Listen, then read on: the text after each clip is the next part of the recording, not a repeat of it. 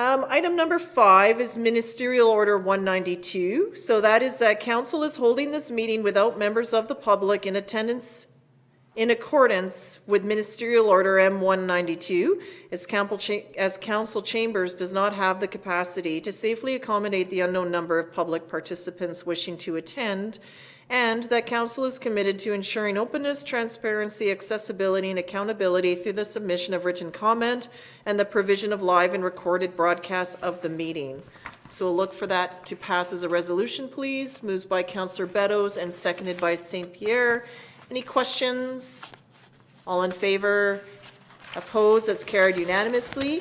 Item 6 is the approval of tonight's agenda as it's presented with the inclusion of some new business items found on the yellow pages.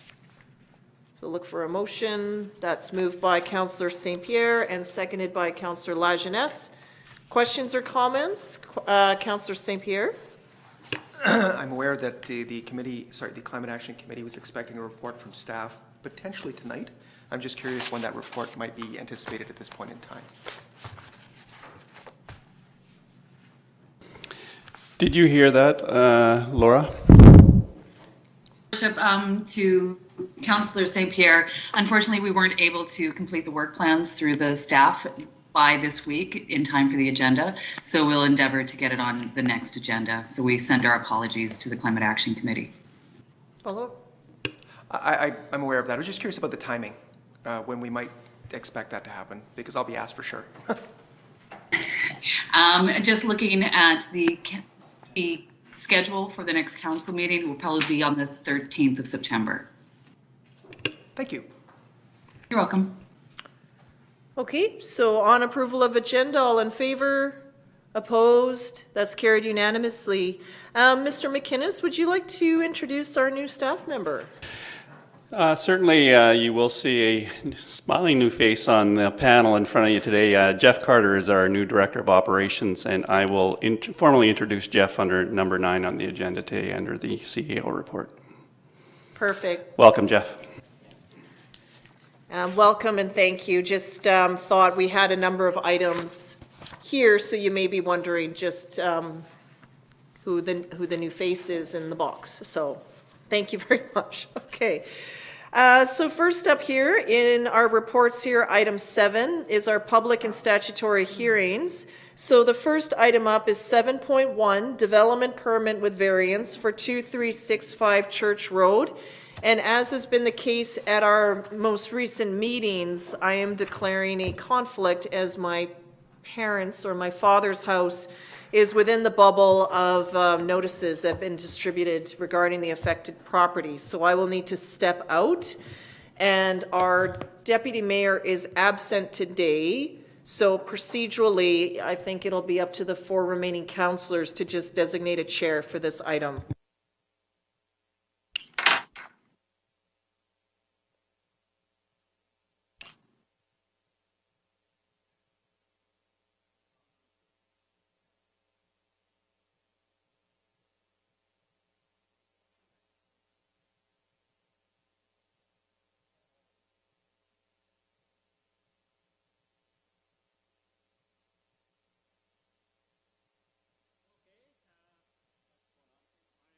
All right, so we're dealing with development permit variance 2365 Church Road, and we'll ask for a staff report, please. So we'll turn it over to Matthew. Matthew, did you want to share your screen and present? Sure. Are you able to see it on the screen now? Yeah. Okay.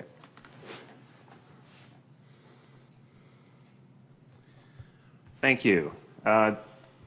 This proposal is for a development variance permit, and it's to reduce the accessory building front lot setback of the rural residential RU4 zone from the required 7.5 meters to 1 meter at 5225 Sooke Road, so that the applicant can build a garage with a residential suite on the second floor.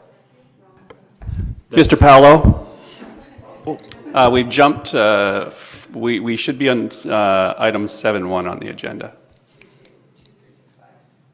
Oh, my apologies. Thank you.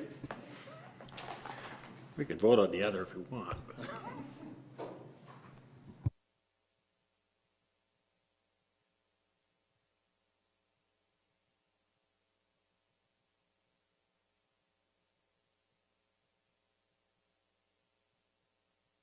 that one pulled up.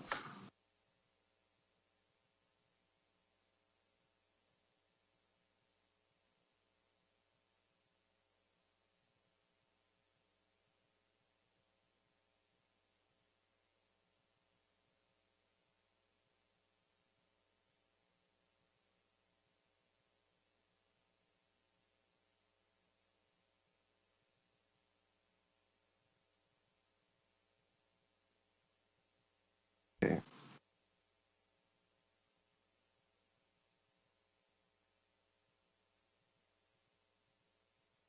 Sorry, for some reason my agenda is not opening. Are you just looking for which item it is? It's 2365 Church Road.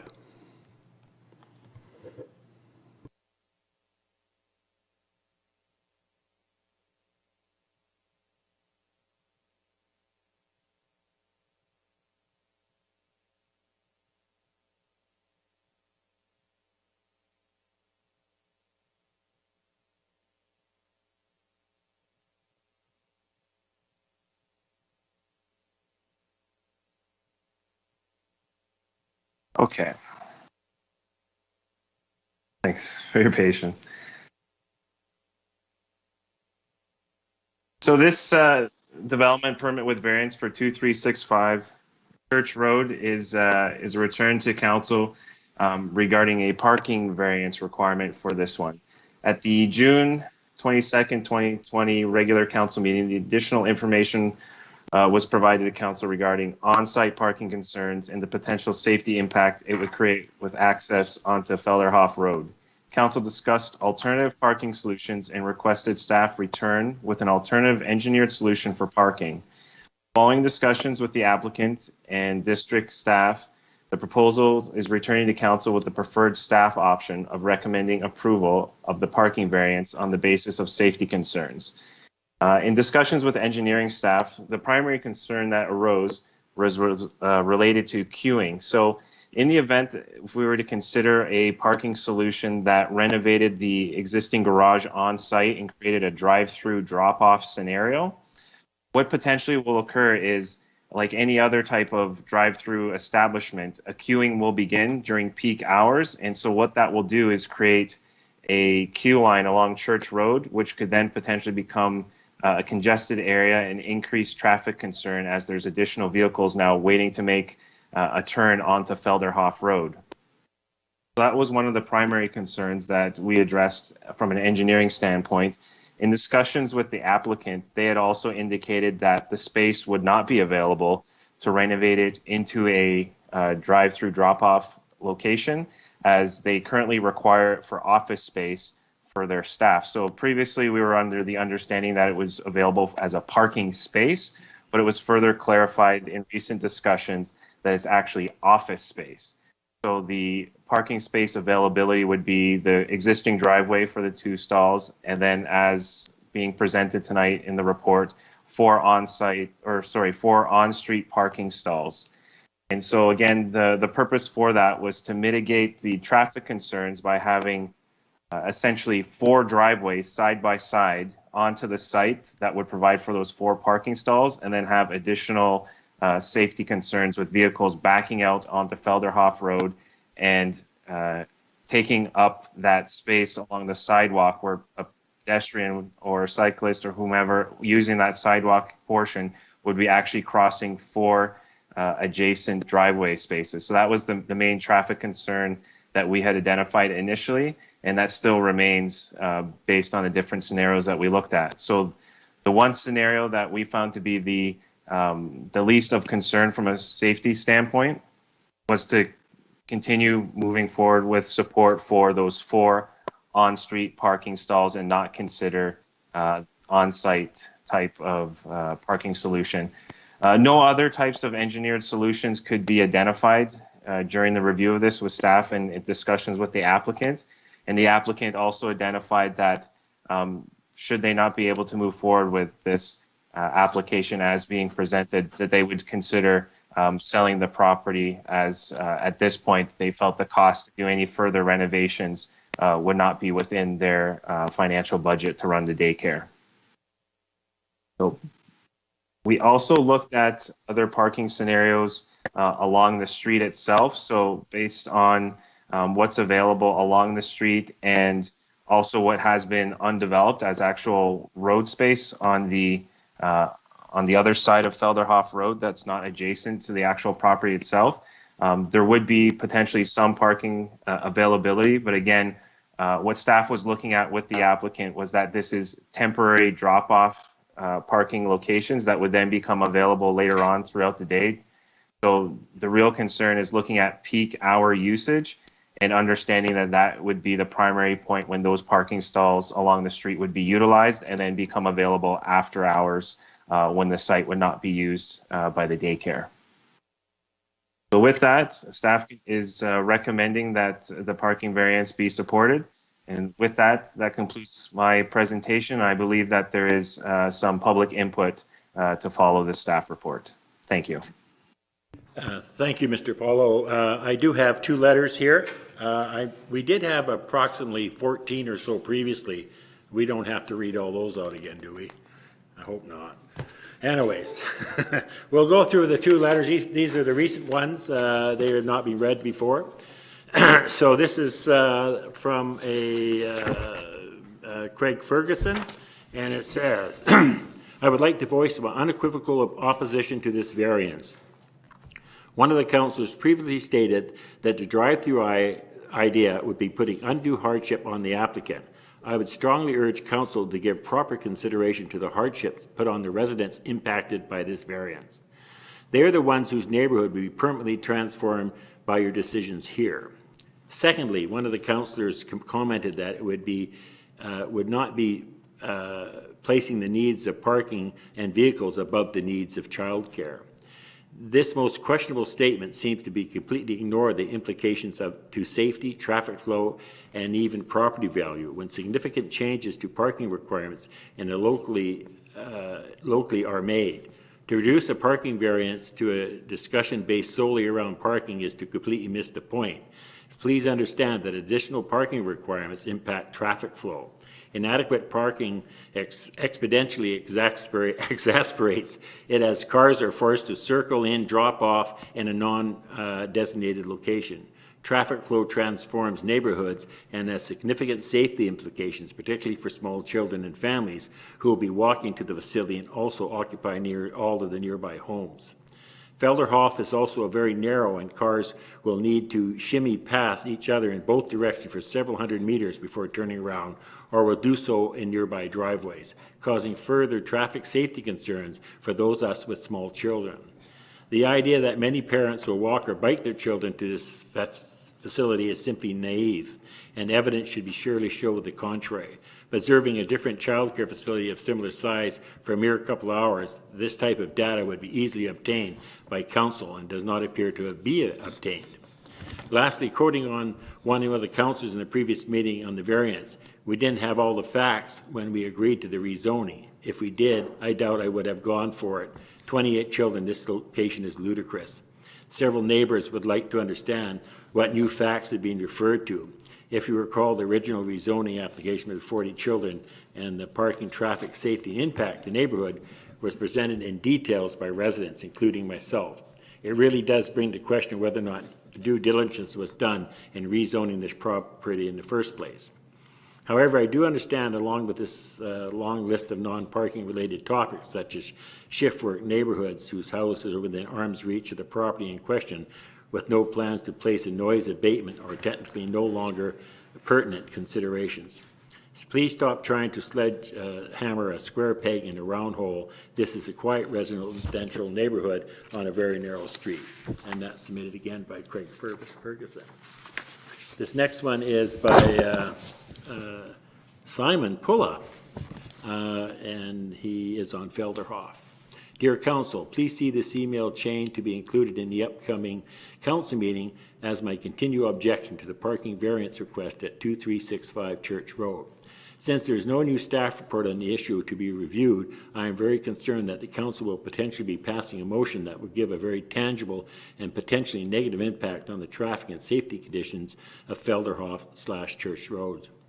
I have a 4-year-old, a 6-year-old, and an 8-year-old, for example, who all ride their bikes, play Nerf guns, and very close to this intersection. I am very concerned that the increased traffic on our street without a serious calming measure is going to result in an accident. Access to a safe space for children to play close to home should not be compromised by parking issues. Clearly, this location is the wrong location for what is being proposed. I understand that council may want to support the family who is trying to start a business, which is amazing, but council needs to have the integrity to be able to say no when it's clearly a poor development plan site. I would suggest that council, that they really want to support the family, the municipality could work with the family to find help to fund a more suitable and sustainable location that is safe and long-term viability as a daycare space. With respect, Simon Pulla, PhD.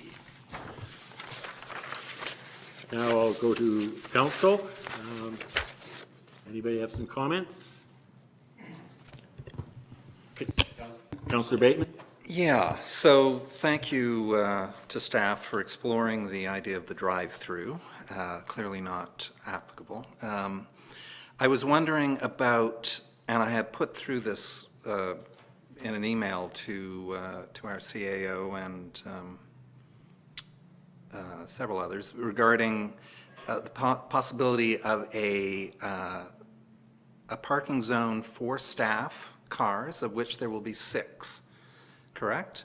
And those 6 cars could theoretically be parked on Helgeson, just about 50 yards up the road or down the road. Helgeson seems to have been built to a complete street standard. It's remarkably wide.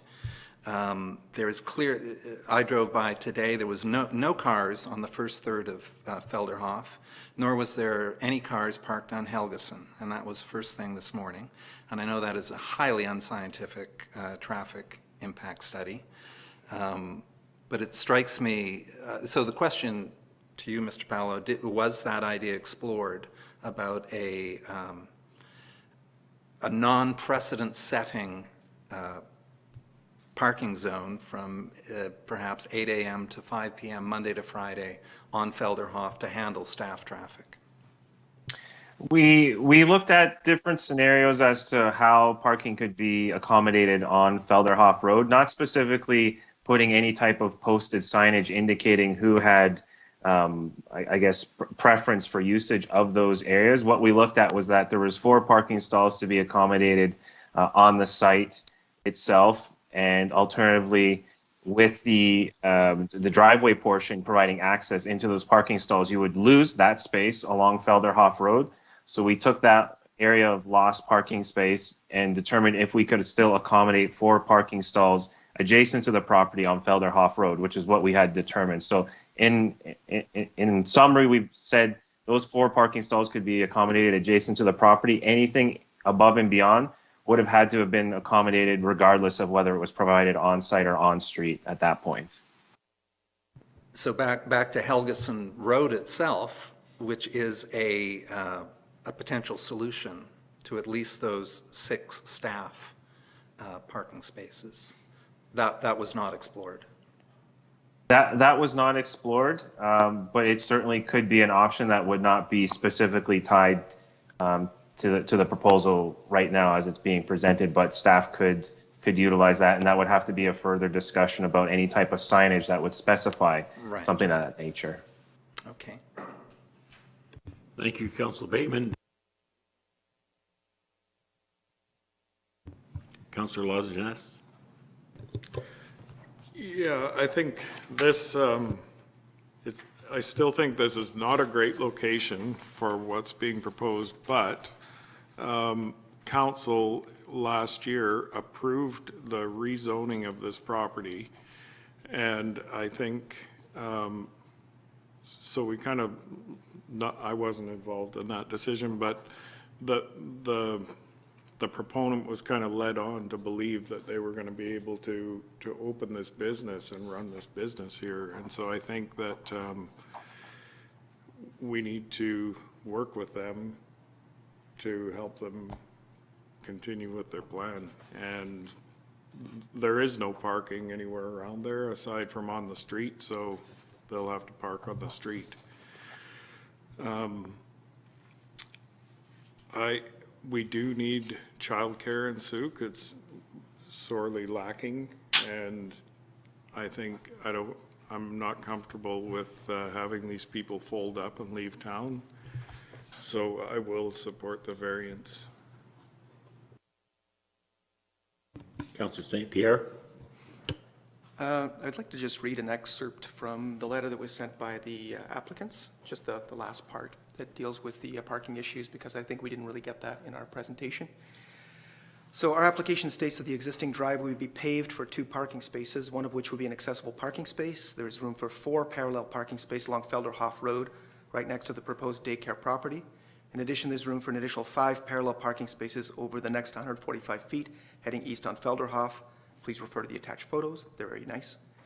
Felderhof Road is not a through street, and the sidewalk in the proposed daycare side of Felderhof is wide and begins directly at the street curb.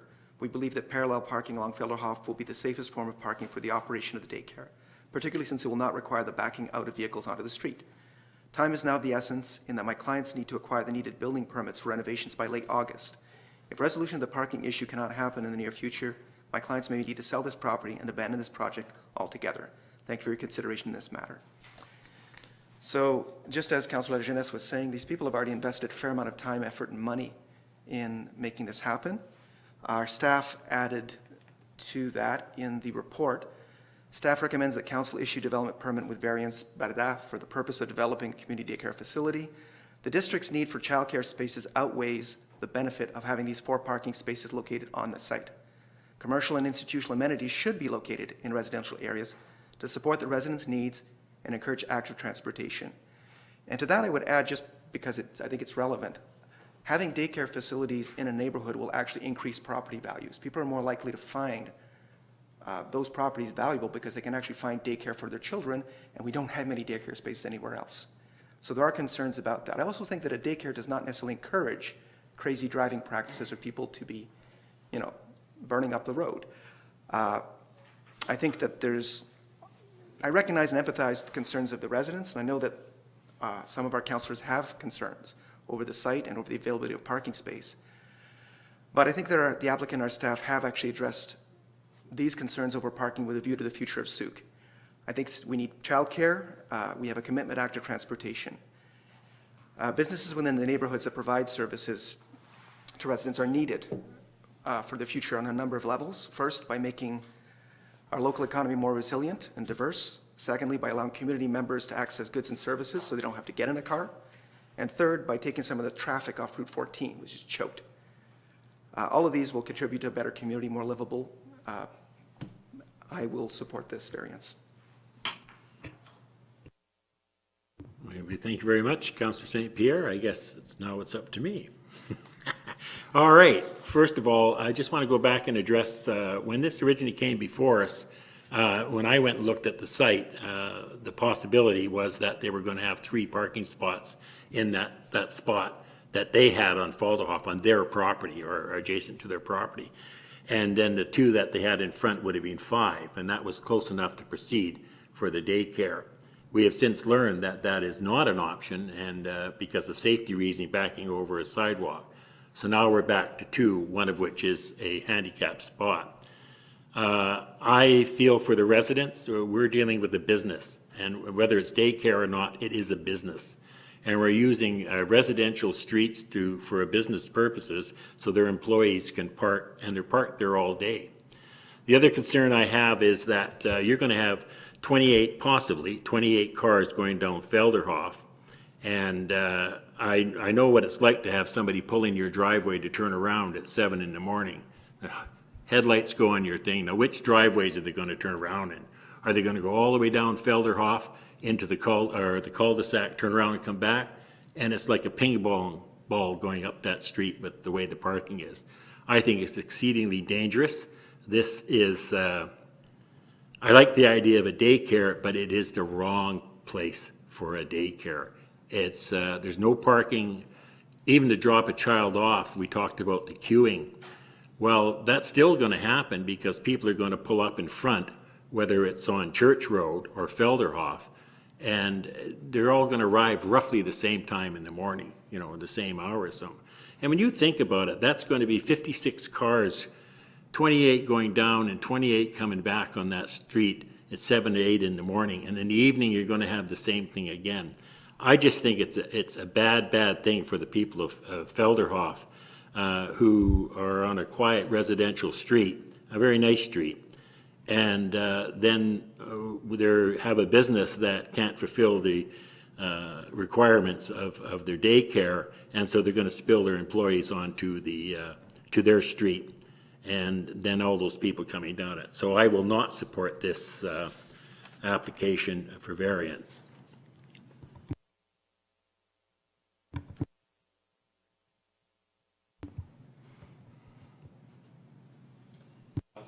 Well, I'll go back to my so-called solution to all-day staff parking, which is to have them park on Helgeson. And I would, I respect what you've just stated, the impact of a, you say 28 cars, and of course that's not necessarily the case. There will be, understood. However, there will be activity in that area. However, if those 6 staff vehicles are parked off Felderhof on Helgeson, say, that would certainly mitigate a major part of the issue here, is congestion on Felderhof. Is, just for a point of clarification, when you're speaking of Helgeson, are you talking going down and turning right or turning left? Turning right. There's residents down there too, right? Well, you have the farmland on the north side of Helgeson, and as I stated, it's built to complete street standards in that it's extra wide. So with the removal of some of the blackberry bushes along there, it's potentially a good spot for a designated parking area. Any other councillors like to? Councillor St. Pierre?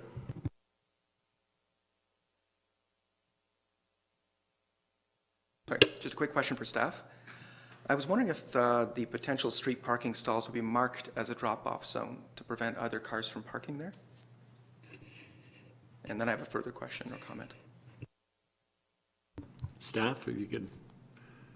So, sorry, if we're to have any type of marking on the street, we'd have to talk with the operations department just regarding any types of signage and proper adherence to those types of requirements.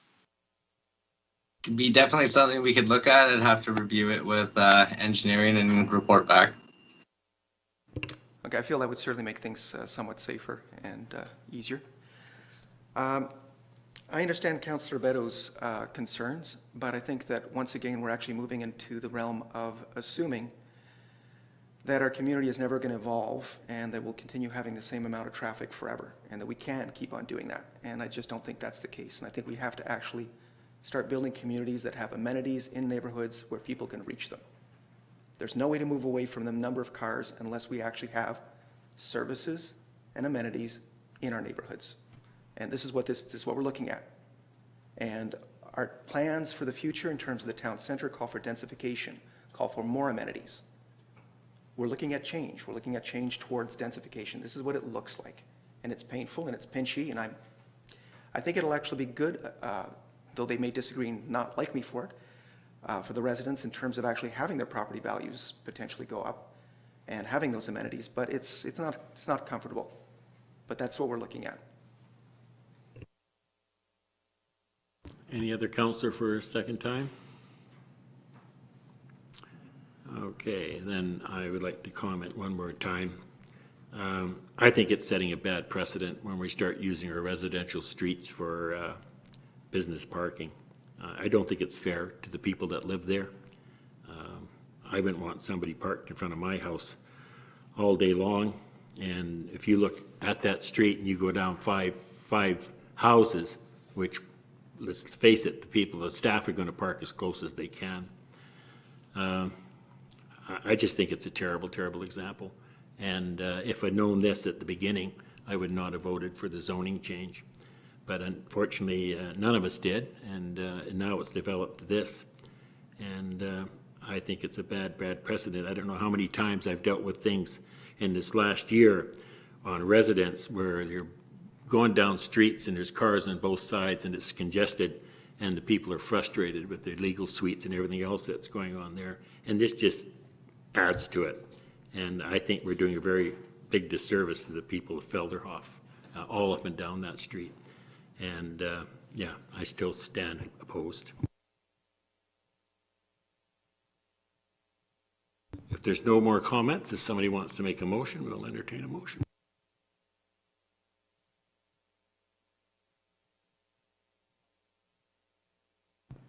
I will need to amend this motion to include reference to address your comment for the second time that there would be all-day parking along Felderhof. If we can determine a spot for staff all-day parking elsewhere, and as I've identified twice now, Helgeson seems to be the solution,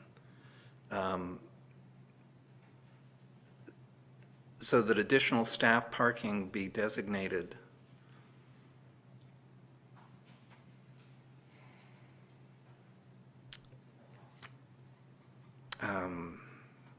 on, I would say, on Helgeson Road.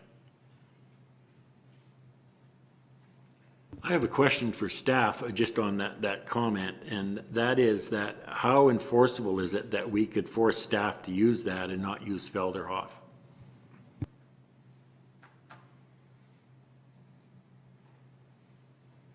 I think it would be more the operator that we would rely on.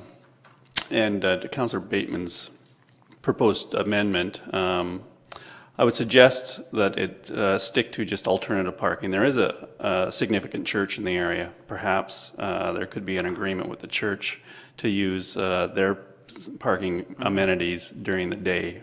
But I don't believe that that's anything that anyone has looked at this point. Okay. So are you willing to make a motion, Councillor Bateman?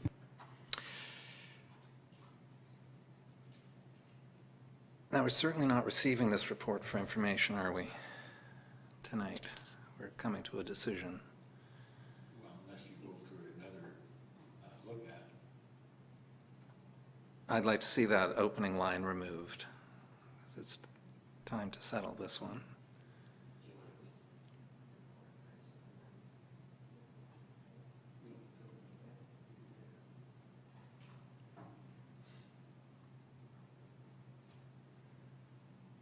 So just as for clarity, that you're proposing that alternate designated staff parking is identified and that council issue development permit variance? I mean, we haven't identified anything yet. Would it not come, what's your intent here? Is it to come back to us one more time, or you want the matter settled tonight? Well, I'm looking for a best practice here, and maybe we need to have it come back one more time after we've decided and found a designated staff parking spot. And, yeah. Councillor St. Councillor St. Pierre? Sorry. I'm not clear that we can actually direct staff to do this. I'm not really sure that this is actually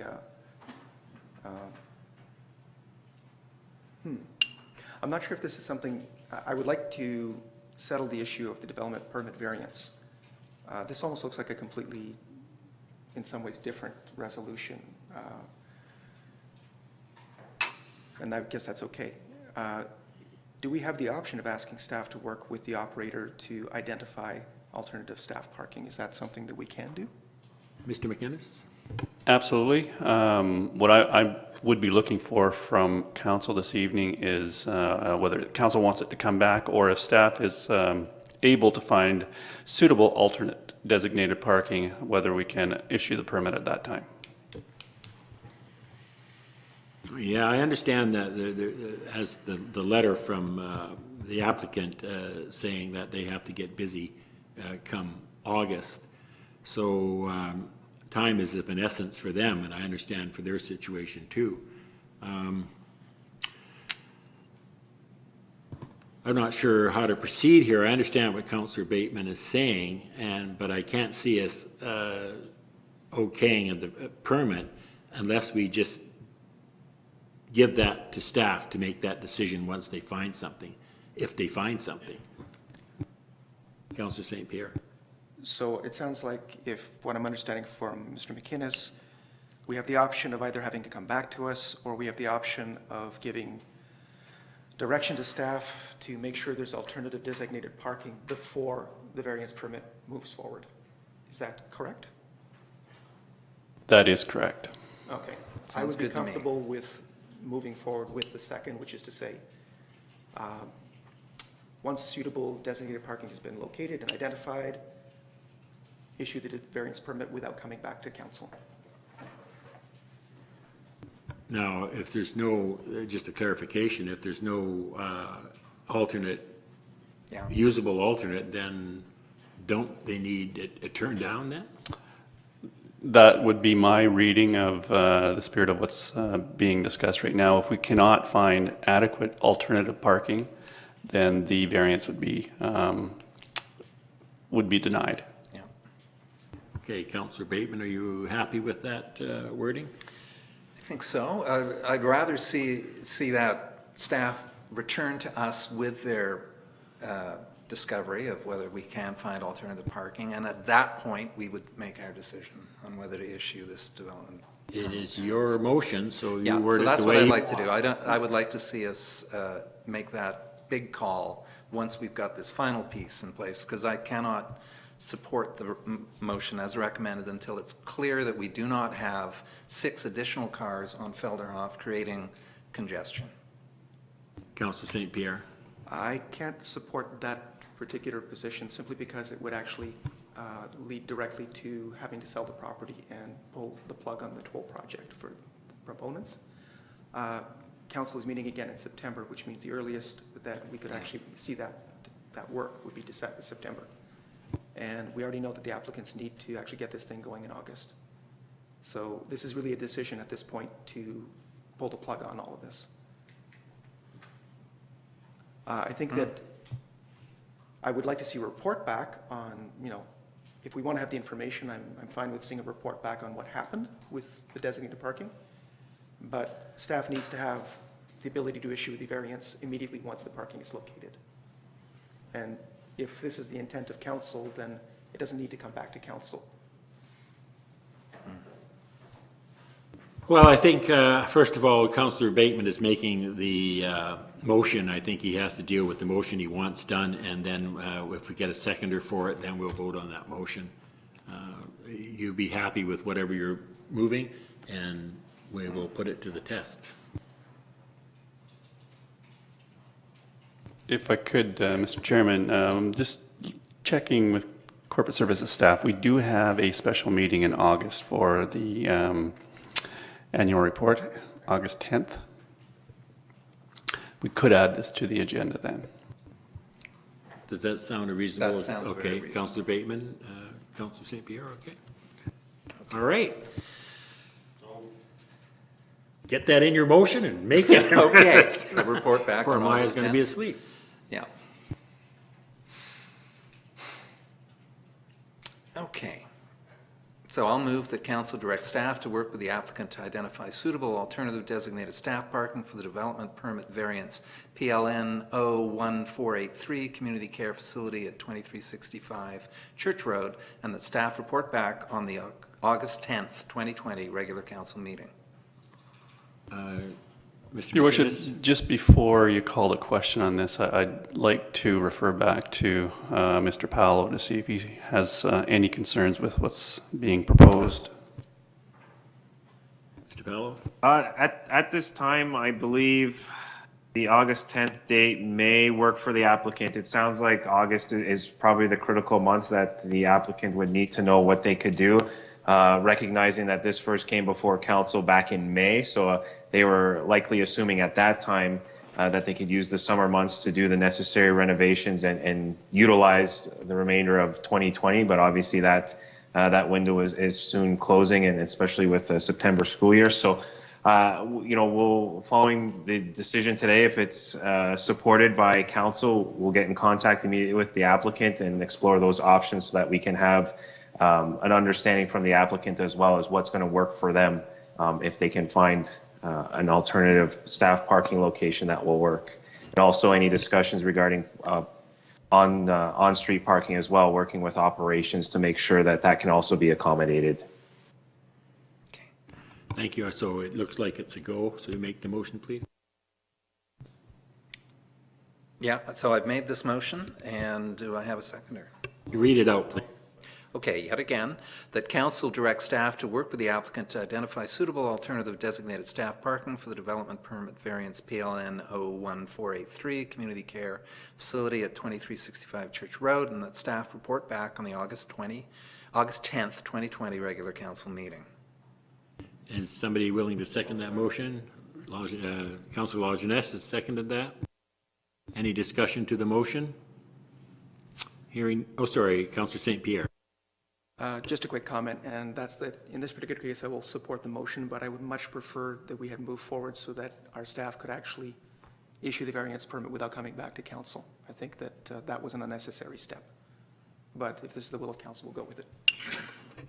Thank you, Councillor St. Pierre. So any other comments? Hearing none. All those in favor of the motion, raise their hand. 1, 2, 3. All those against, raise their hand. 1. That has passed, by the way. Thank you very much. We'll now take a quick recess to bring the mayor back in.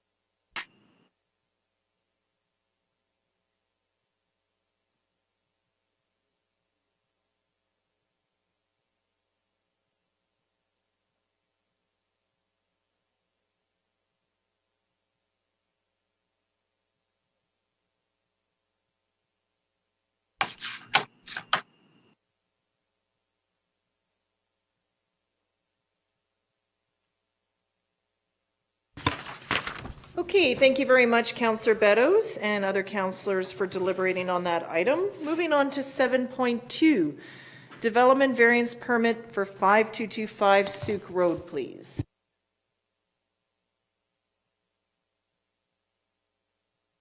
You're up, Mr. Paolo.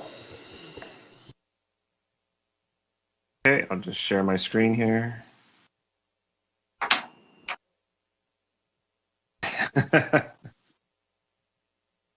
All right.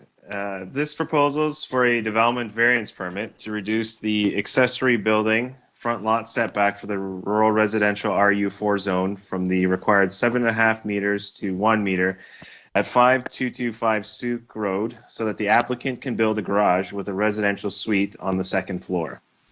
The suite above an accessory building is a permitted use in the RU4 zone when the property has an existing single-family dwelling. The front lot line is adjacent to provincial public highway right-of-way, and the owner has been issued a setback permit from the Ministry of Transportation and Infrastructure, which will allow the accessory building to be constructed as close as 1 meter from the edge of the road dedication of Highway 14. Seen here in the ortho photo in the survey plan, there's limited developable area on the property due to the location of the top of bank shown here along with the cursor. You can see the flatter portion where the existing house is, and then the blue circle where that continued top of bank and flatter area could be utilized to locate the proposed accessory building. The front lot line is located close to the existing shed and near the tall Douglas fir tree that is shown in the two photos on the left of the screen. The tree was recently considered a danger tree, and the owner has been issued a permit from the Ministry of Forests, Lands, Natural Resource Operations, and Rural Development to remove this tree.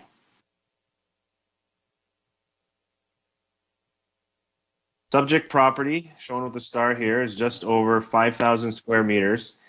Surrounding land uses includes at the P2 location, the Almost Home Daycare, which is zoned a community facility, RU2 rural zones, and the Galloping Goose Regional Trail.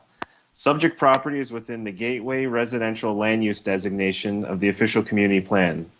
The proposed variance to reduce the front lot line setback has been reviewed and can be supported by staff and Ministry of Transportation and Infrastructure.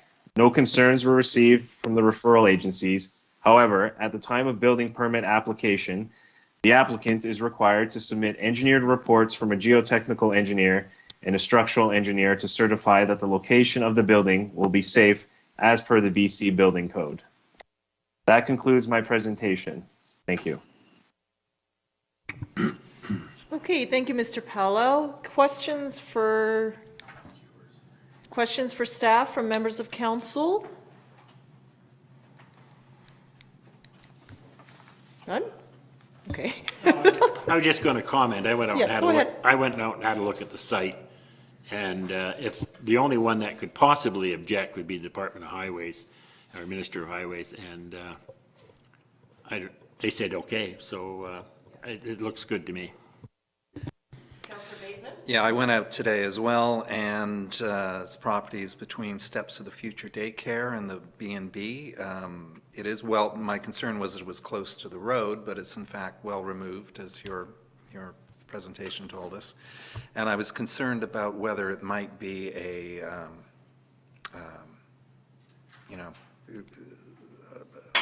structural lines that would be quite visible from the road. But I don't think so. So I think, as Councillor Beto says, the Ministry of Transportation has given a green light, so no problems. Okay, Councillor Lajeunesse and St. Pierre? Yeah, I looked at it too, and it's a long way off the existing roadway, and if Highways is okay with it, I am too. Okay, Councillor St. Pierre? I'd just like to move the recommendation that council issue development variance permit PLN 01507 to reduce the front lot line setback for an accessory building from the required 7.5 meters to 1.0 meters. Okay, that's been moved by Councillor St. Pierre and seconded by Councillor Beddoes.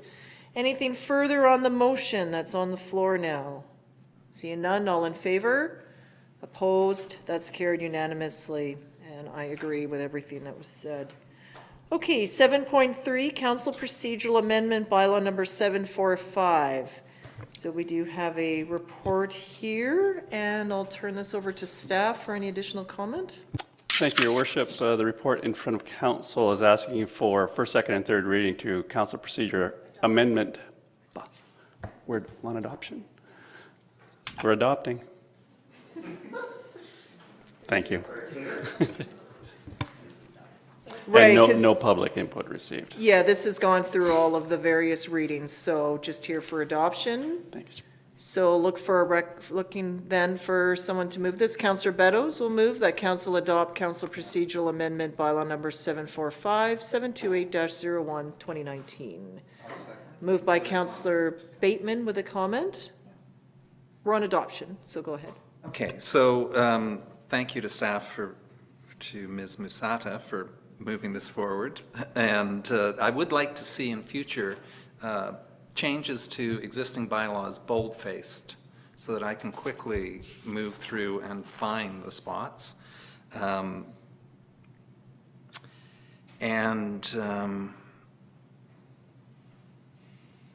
and okay, it's good, thank you.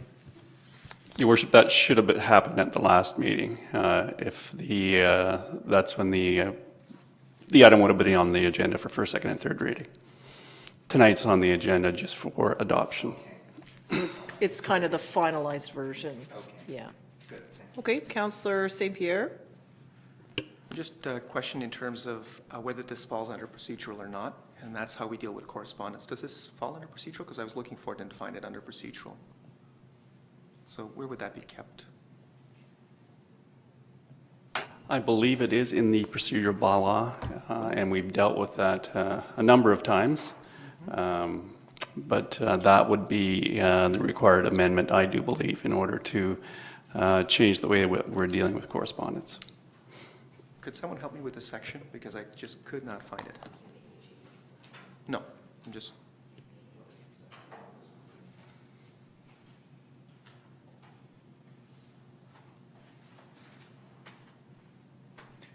Can we maybe follow up with you on that? if someone- Okay, that's great. I'll call the question on adoption then. All those in favor? Opposed? Is carried unanimously. Okay, thank you. Meeting minutes here for adoption. We have the meeting minutes from June 22nd regular meeting and July 13th regular meeting. Move adoption by Councillor Bateman, seconded by Councillor St. Pierre. Any questions, comments, corrections? None? All right, seeing none. Anything from anyone else? Councillor Lajeunesse? No. Nope. Okay, I'll call the question then. All those in favor? Opposed? That's carried unanimously. Thank you. Okay, item 9, report of the Chief Administrative Officer. Welcome back from vacation, Mr. McInnes. Well deserved. Thank you, Your Worship. It was wonderful, and obviously I missed that report just before that was on the agenda that I missed. For my update today, just I do have a number of things. I do want to formally introduce Mr. Jeff Carter to Council. Jeff got his first taste of local government in 2003 when he was the civil technologist at the District of Oak Bay. After that, from 2004 to 2011, Jeff moved to the private sector and worked on some mega projects in the province, including the Sea to Sky Highway and Portman Bridge Interchange. Jeff's been the Director of Public Works at the District of Logan Lake from 2011 till 2020. Jeff comes to us with a diploma in civil engineering technology from Camosun College, a degree in civil engineering from UBC, and a certificate in public administration from Capilano University.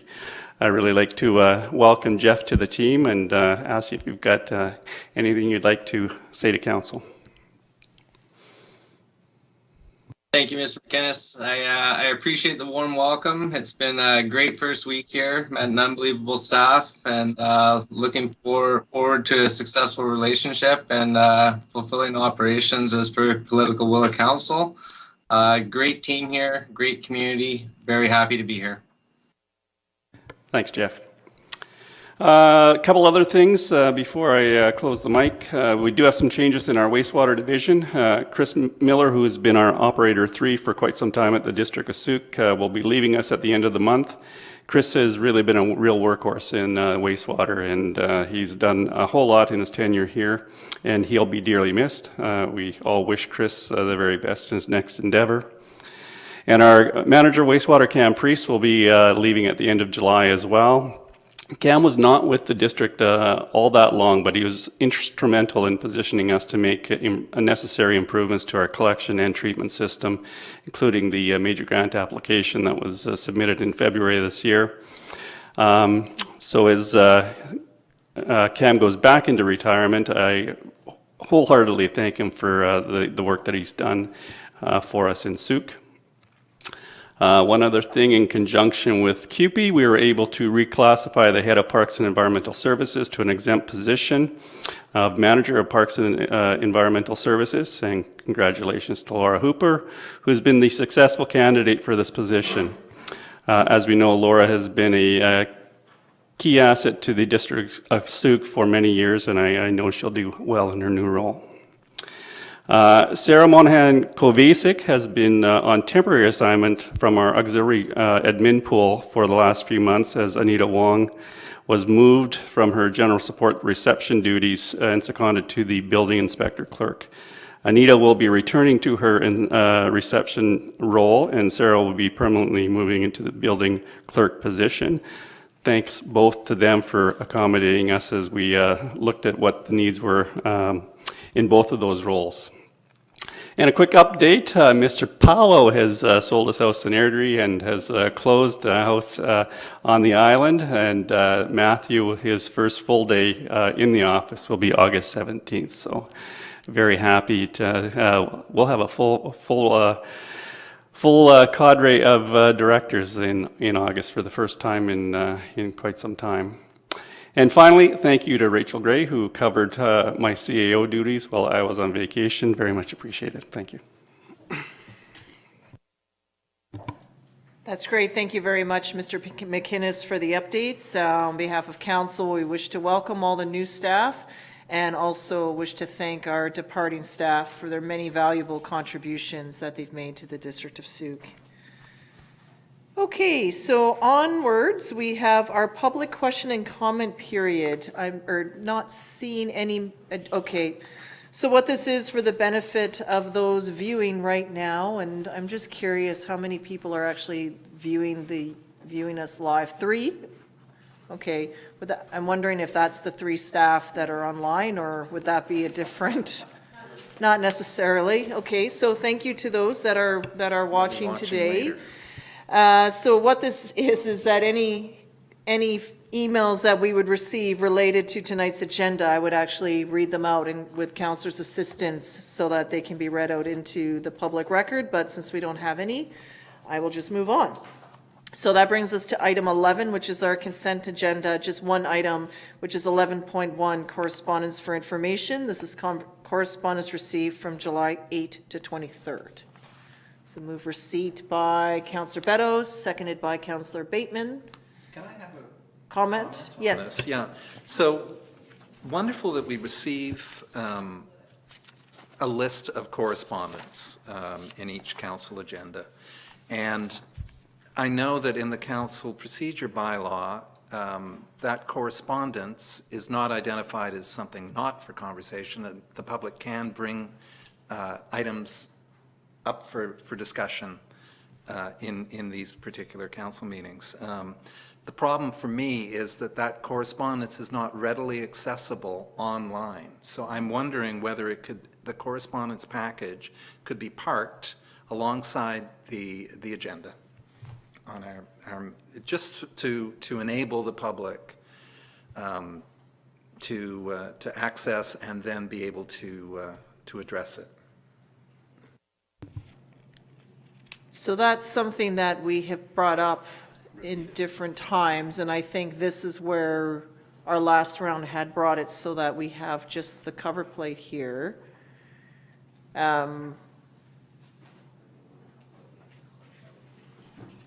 So I don't have an answer to that.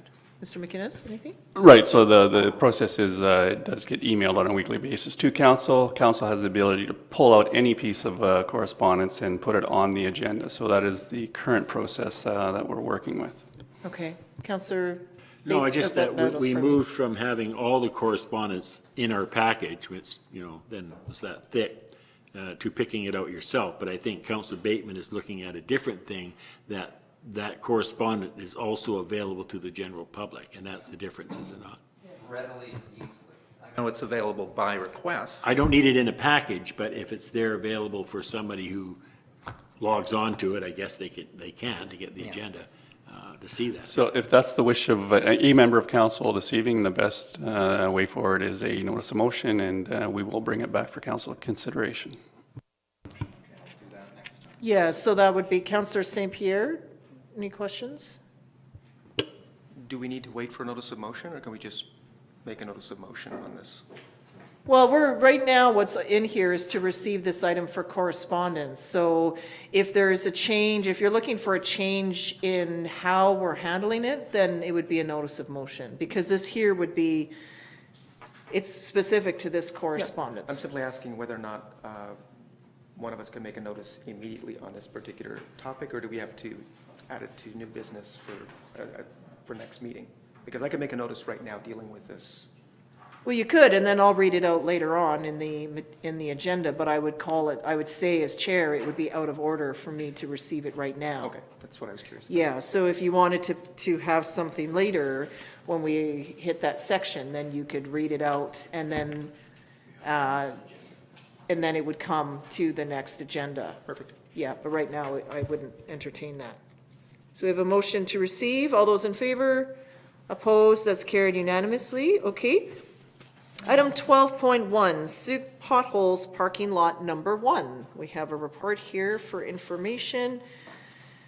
And Mr. McInnes? Ms. Hooper is going to lead us through this report. Okay. Thank you, Your Worship. Mayor and Council, it's not news to Your Worship or Council that the Sooke potholes forms a part of the Sooke's local and national identity.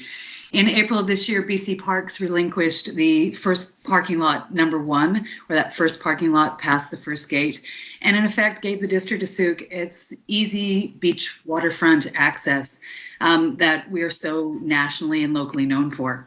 However, the assets, which include 4 washrooms, a parking lot, fences, concrete staircases, date back to the mid-1970s and are generally considered to be in poor or fair condition. And all of those details are outlined in the attached report. There are also some staffing and operational and capital impacts associated with the acquisition of these new assets that will come forward as a departmental request during the service level review later in the year. Also, it's important to note that there's some cost to do some basic maintenance and repair on those existing issues that can be accommodated in the existing report. It's also important to note that the district does not have any other assets other than the parking lot in this area that serves really as a trailhead facility to a certain extent to the regional parks and trails system. It's therefore reasonable, in this report, we feel that the user pay parking system be extended to this parking lot rather than solely be funded by the District of Sooke residents. Currently, the CRD has pay parking at the Sooke Potholes Regional Park through contract with Robbins Parking. So staff is proposing that we realize the synergies and the optics of enforcement by installing a parking meter owned and operated by the Robbins Parking as a way to offset costs for the capital and maintenance requirements that this parking lot will require over the next couple of years.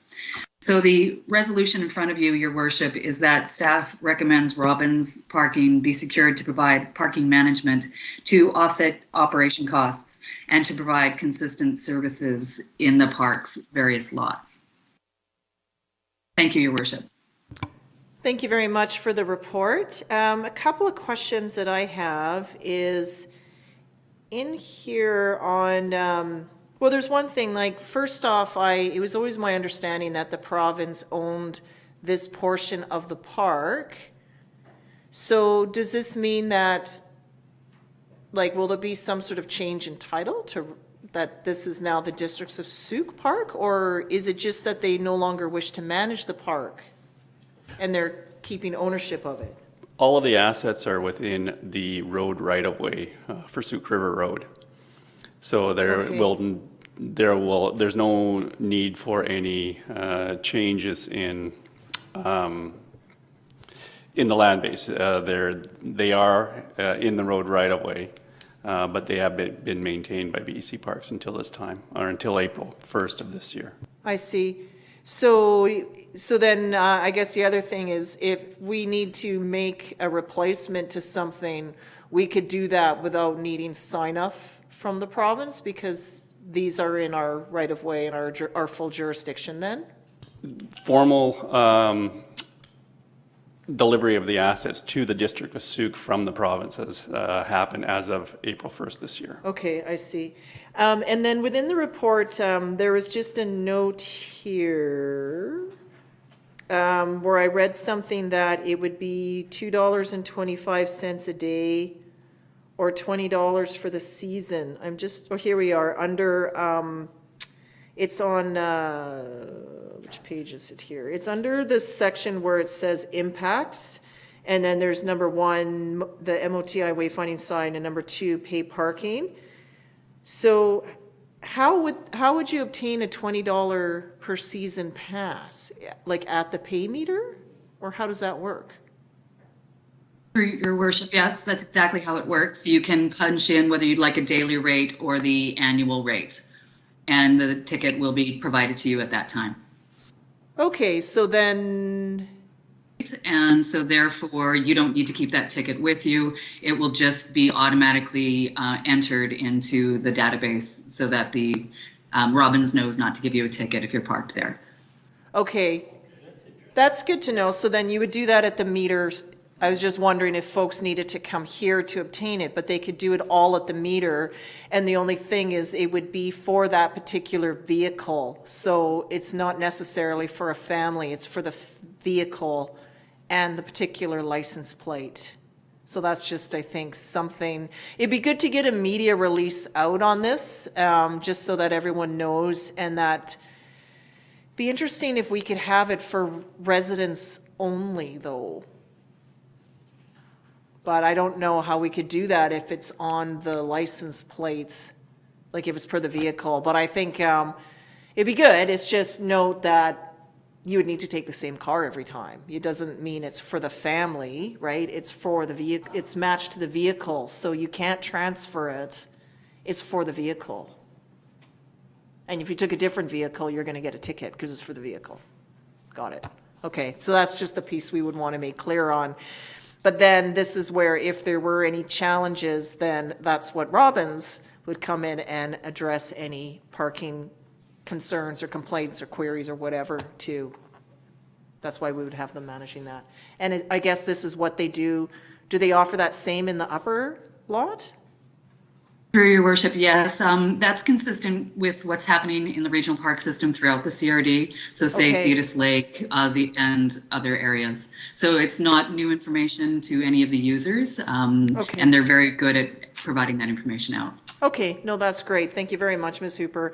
Mr. McInnes? Yes, thank you, Your Worship. A question to Ms. Hooper. I know that the $20 pass, it's good at the CRD parking lots as well as Thetis Lake, but I'm assuming that the financial model that you have in front of council this evening would require an additional $20 if you were going to use the District of Sooke parking lot.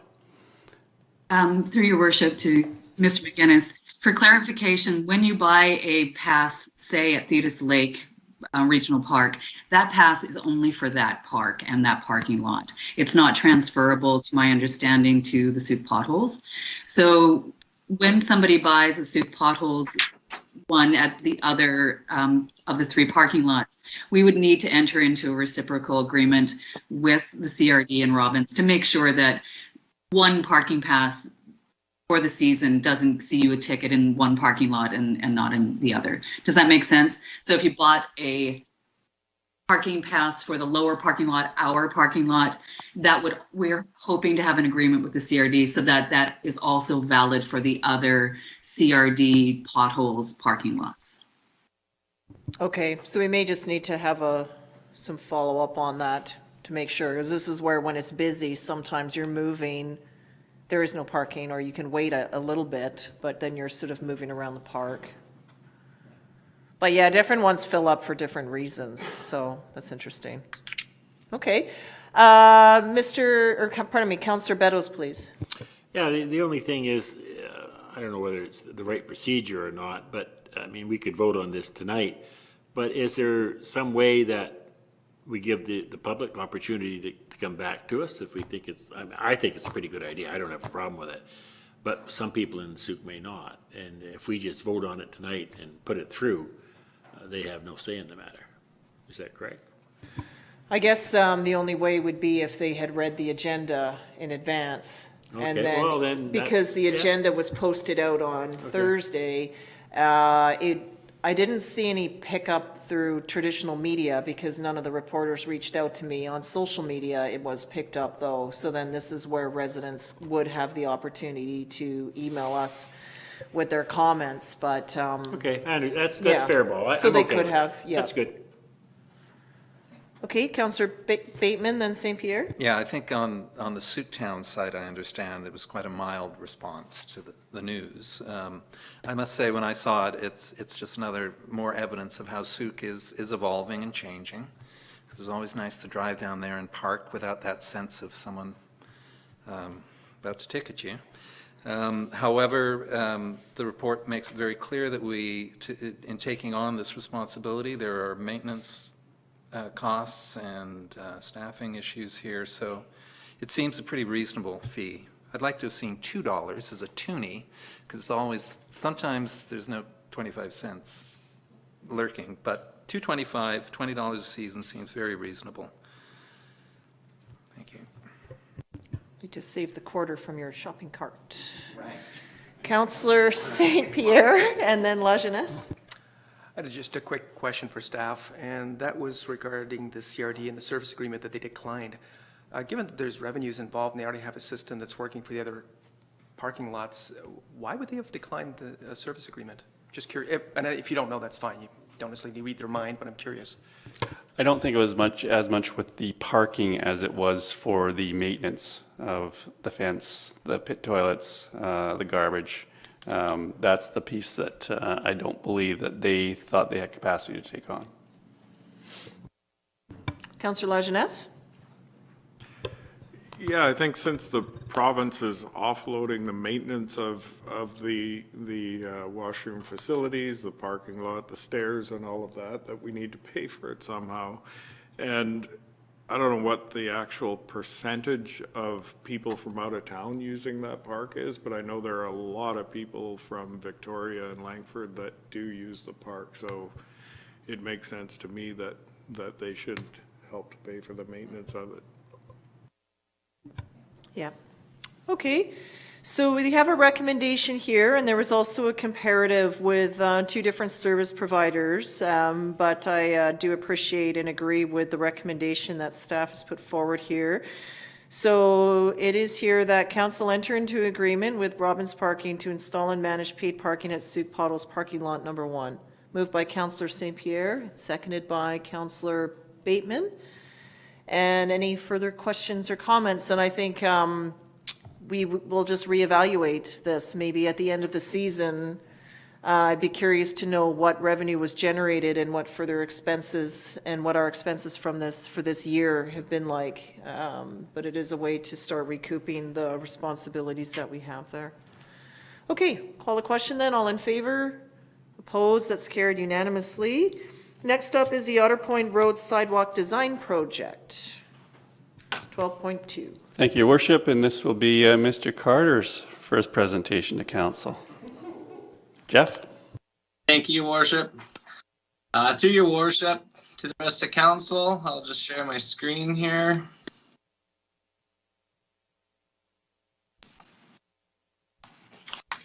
Can you see it? Yes, we can. Thank you. Okay, perfect. So the design project being brought forward is, can everyone see? Excellent. The design project being brought forward is upgrades to the transportation corridor on Otter Point Road. This has been identified as a short-term priority in the transportation master plan, the draft format. It's going to be proposed to decrease congestion at Highway 14, as well as improve walking and cycling conditions. Overall, this is going to benefit active transportation as well as vehicle users. Project is approximately 400 meters long, extends from Highway 14 all the way through to Wadham's Way. It's essentially will provide us a tender-ready design package, shovel-ready for funding opportunities going forward in the future. This project is going to bring the corridor up to urban, suburban collector road standards as per Bylaw 404, but it's important to note that we will include consideration to accommodate any of the potential changes to the equivalent cross sections that are in the draft master plan. This will ensure all the alignment takes place. In terms of selection criteria, a 35-day proposal was issued by the engineering department with the following weighted evaluation criteria. 2 proposals were received on this project, one from On Point and one from McElhaney. Both proponents in this project demonstrated excellent project understanding. They both have quality teams. However, On Point had significant higher number of hours that were dedicated to this project. They were inclusive of geotechnical consulting, as well as having more insight into highlighting the design challenges and IDing potential solutions for these challenges. Overall, it was a more robust proposal identifying the project process, therefore being most favorable to the district, having less risks and anticipated less unexpected extras. Both proposals were within the $50,000 budget appointed by council, and we're bringing forward a recommendation to award the project general service agreement to On Point Engineering for the amount of $45,700.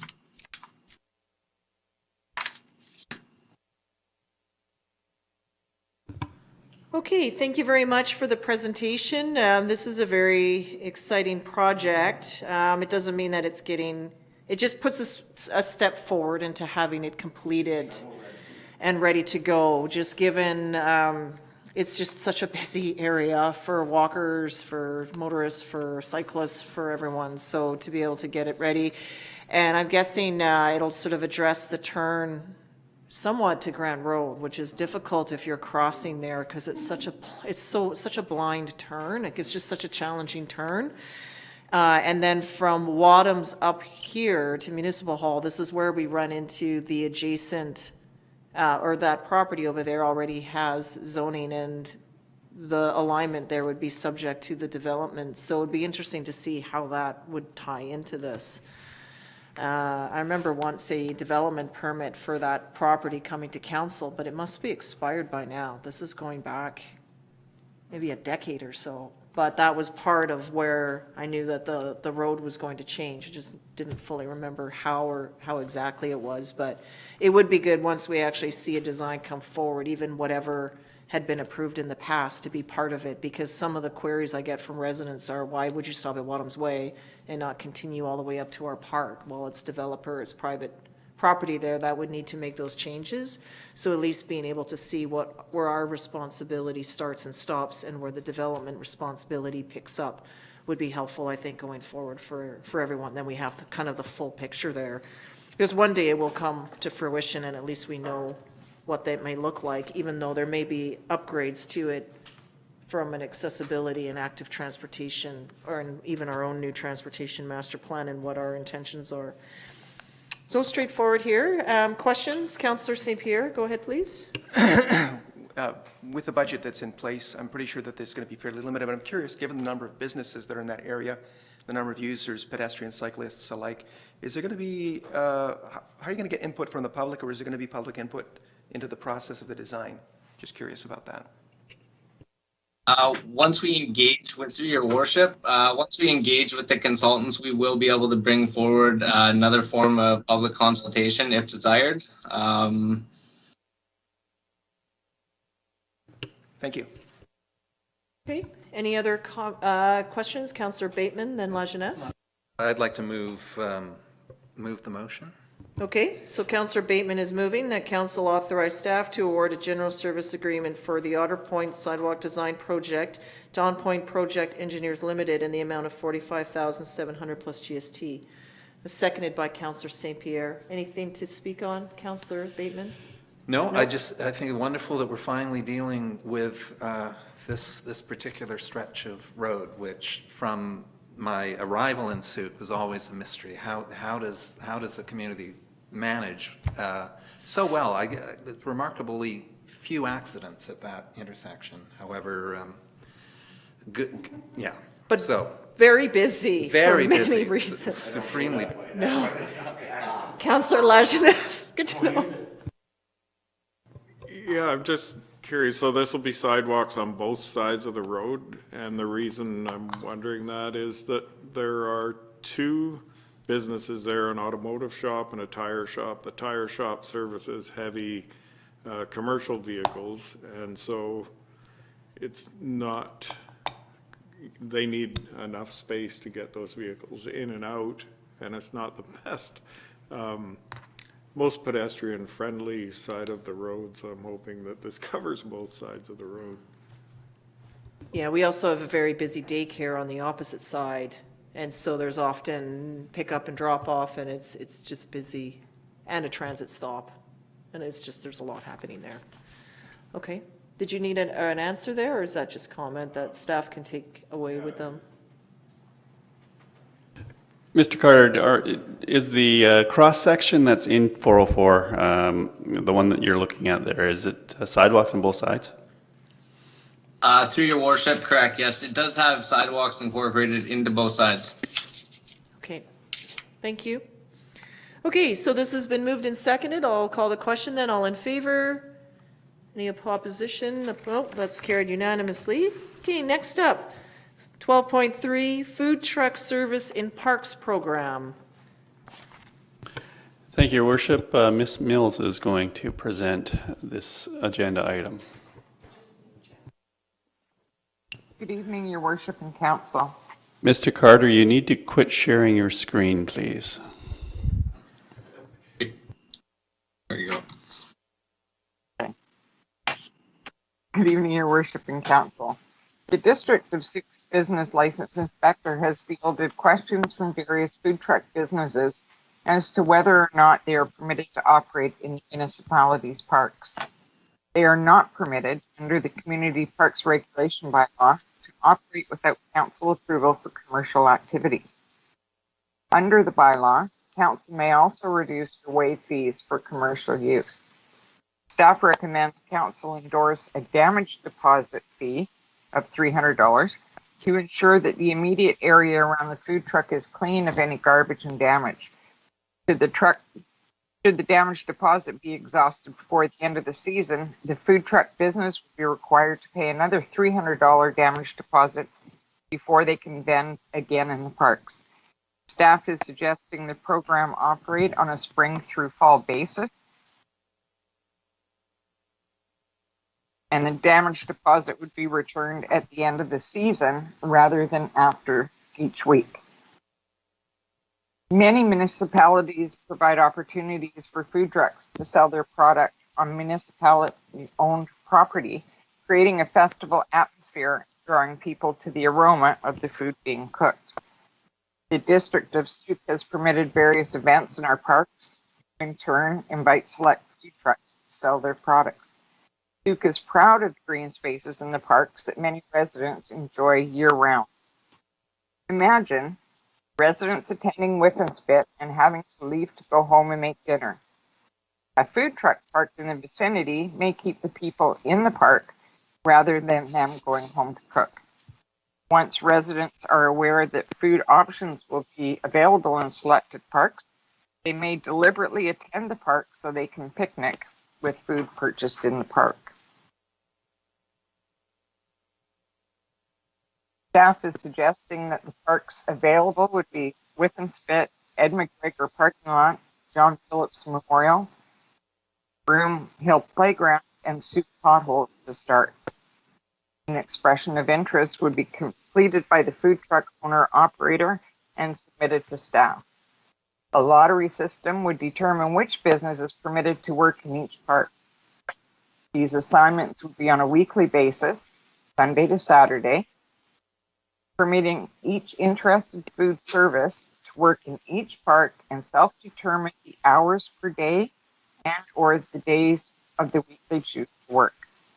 The park assignments would rotate on a weekly basis, and all activities must cease at sunset and comply with the Communities Parks Regulation Bylaw.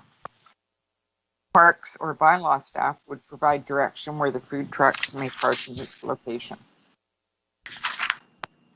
Food trucks will be required to have the $2 million liability insurance with an indemnification clause for the District of Souq, as per the District of Souq's bylaw number 301 business license bylaw. Food trucks must have a valid business license and a Vancouver Island Health Authority permit for the current year. And that concludes my report. Thank you very much for the report, Ms. Mills, and for bringing this forward. I really appreciate just the innovation to find something unique and different here that we can offer to our residents and to the visitors.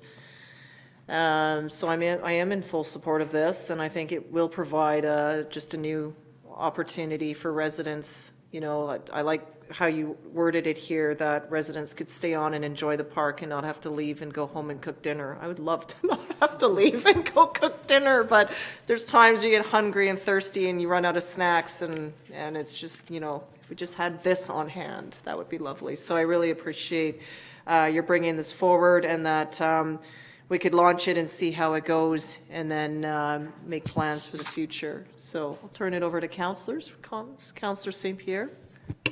I also really love this idea and will be supporting the motion. I was curious about whether or not the vendors had actually been contacted to see what they thought of the lottery system, because myself, I like the idea of having more than one food truck so I can have some choice. And if you're going to have a park as a destination, it'd be great to have, you know, more choice, possibly rotating several trucks through different parks. But I think that might be a matter of moving forward with the motion as it is, moving forward with the system as it is, and then maybe getting feedback from vendors. But I'm very excited by the motion. I would also like to see whether or not zero waste options can be encouraged with the food vendors. I understand that they'll be picking up their own garbage, but we have a very good food truck, the Buddha Box, which already uses all compostable flatware and so on and so forth. It's not a very high bar at this point in time, and it's definitely the direction of the future. So I don't know if the district has the option, while it's issuing licenses, to encourage, not necessarily strong arm, but encourage moving in that direction. I think that'd be lovely. So thanks for your great work on that. Thank you, Councillor. That's a very good point there about the compostable, no plastic bags, and just move to something very clean there. Councillor Bateman, then La Jeunesse. Yeah, I was excited to see this. Affordable food, readily available. At Whiff and Spit in particular, Carolyn and I can walk over and enjoy whatever is there. It's always going to be a mystery of which food truck is going to be at any one spot. I know that's an issue out at the Machosen Golf Course, where you can, Greek on the street is there occasionally, but no guarantee. And the last time we went, there were the fish and chips, which I'm not allowed at this point in my life. Anyway, the food. I know there's an issue, of course, with food trucks and competition with established restaurants, because of course the food trucks do not pay high property taxes or premium rents, and this was a big issue elsewhere in the country. Interestingly, Van City Credit Union did a survey of food truck patrons, and if that food truck had not been available, 45% of them would have gone off to a fast food restaurant. Again, affordability being a key issue here. Or they'd have gone home, 29%, they'd have skipped the meal, 11%, or 15% would have gone to a full-service restaurant. So I think that's consideration. Food trucks, though, are all the rage, and I'm excited by this possibility. So thank you, Ms. Mills. Councillor La Jeunesse. Yeah, I agree with that, and I think if we can encourage them somehow to use compostable materials, that would be great. On the topic of having multiple food trucks in any one location, that would be great, but the parking lot, some of the parking lots we're talking about are too small. Whiff and Spit, it's hard to find a parking spot for a car there a lot of time. John Phillips, if we could maybe make a larger area there for parking, it's something that could be entertained there, but I think the other parks are just not big enough, because there wouldn't be room for anyone to visit the park if there were multiple food trucks there. Yeah. Councillor Beddoes. Yeah, I'm not quite the rosy picture as my fellow councillors paint. I do have concerns about running competition for those businesses in town. Ed McGregor Park, you've got Mum's Cafe up the street, you've got the bakery there that sells things, you've got the ice cream shop. So you're going to put, that food truck's going to be in direct competition with them. What I like about this most of all is it's a trial program. So I'm willing to vote in favor of this, and if there's a lot of pushback by those restaurants that pay a lot of taxes, then we can revisit it. But it's worth a try, and I would hope that staff would try and keep the disruption to the parking lot to the minimum, like especially Whiff and Spit. If you put a food truck down there, you're going to lose 2 parking spots. And many times that I've gone down there and not able to get a parking spot, that may be a bit of a pushback. But I understand, just in chatting with some people today, that there's others alternative that where they could put that truck that doesn't impact the parking. So I'm all for a trial. Again, the proof will be in the pudding. In a few months down the road, if there's a lot of pushback, then we can withdraw. If it's not, well, then Councillor Bateman can go down there and have his, was it Greek food, was it? Yeah. Anyways, that's, it's worth a try. I don't see any harm in putting a trial in. Councillor St. Pierre? Based on some of Councillor Legionnesse's comments, I was curious, is this going to cover pedal powered? Are there any pedal powered? I know the old Dickie D's ice cream trucks kind of stuff. Is that even being considered, and how would they license if they actually showed up out of the blue? I'm just curious, because they could actually share more space potentially and provide more options, but so they don't take as much space as a food truck. I don't know if they could actually get on the boardwalk or not. But. Your worship, pedal food carts have not been considered at this point, as we don't have any licensed in Sooke. So my focus in the pilot project was taking a look at the food trucks in the Sooke region and trying to fit those into the parks. You know, certainly others are welcome to sign on. And as I said, it'll be a lottery system if we have more food truck response than we have parks at the moment. Thank you.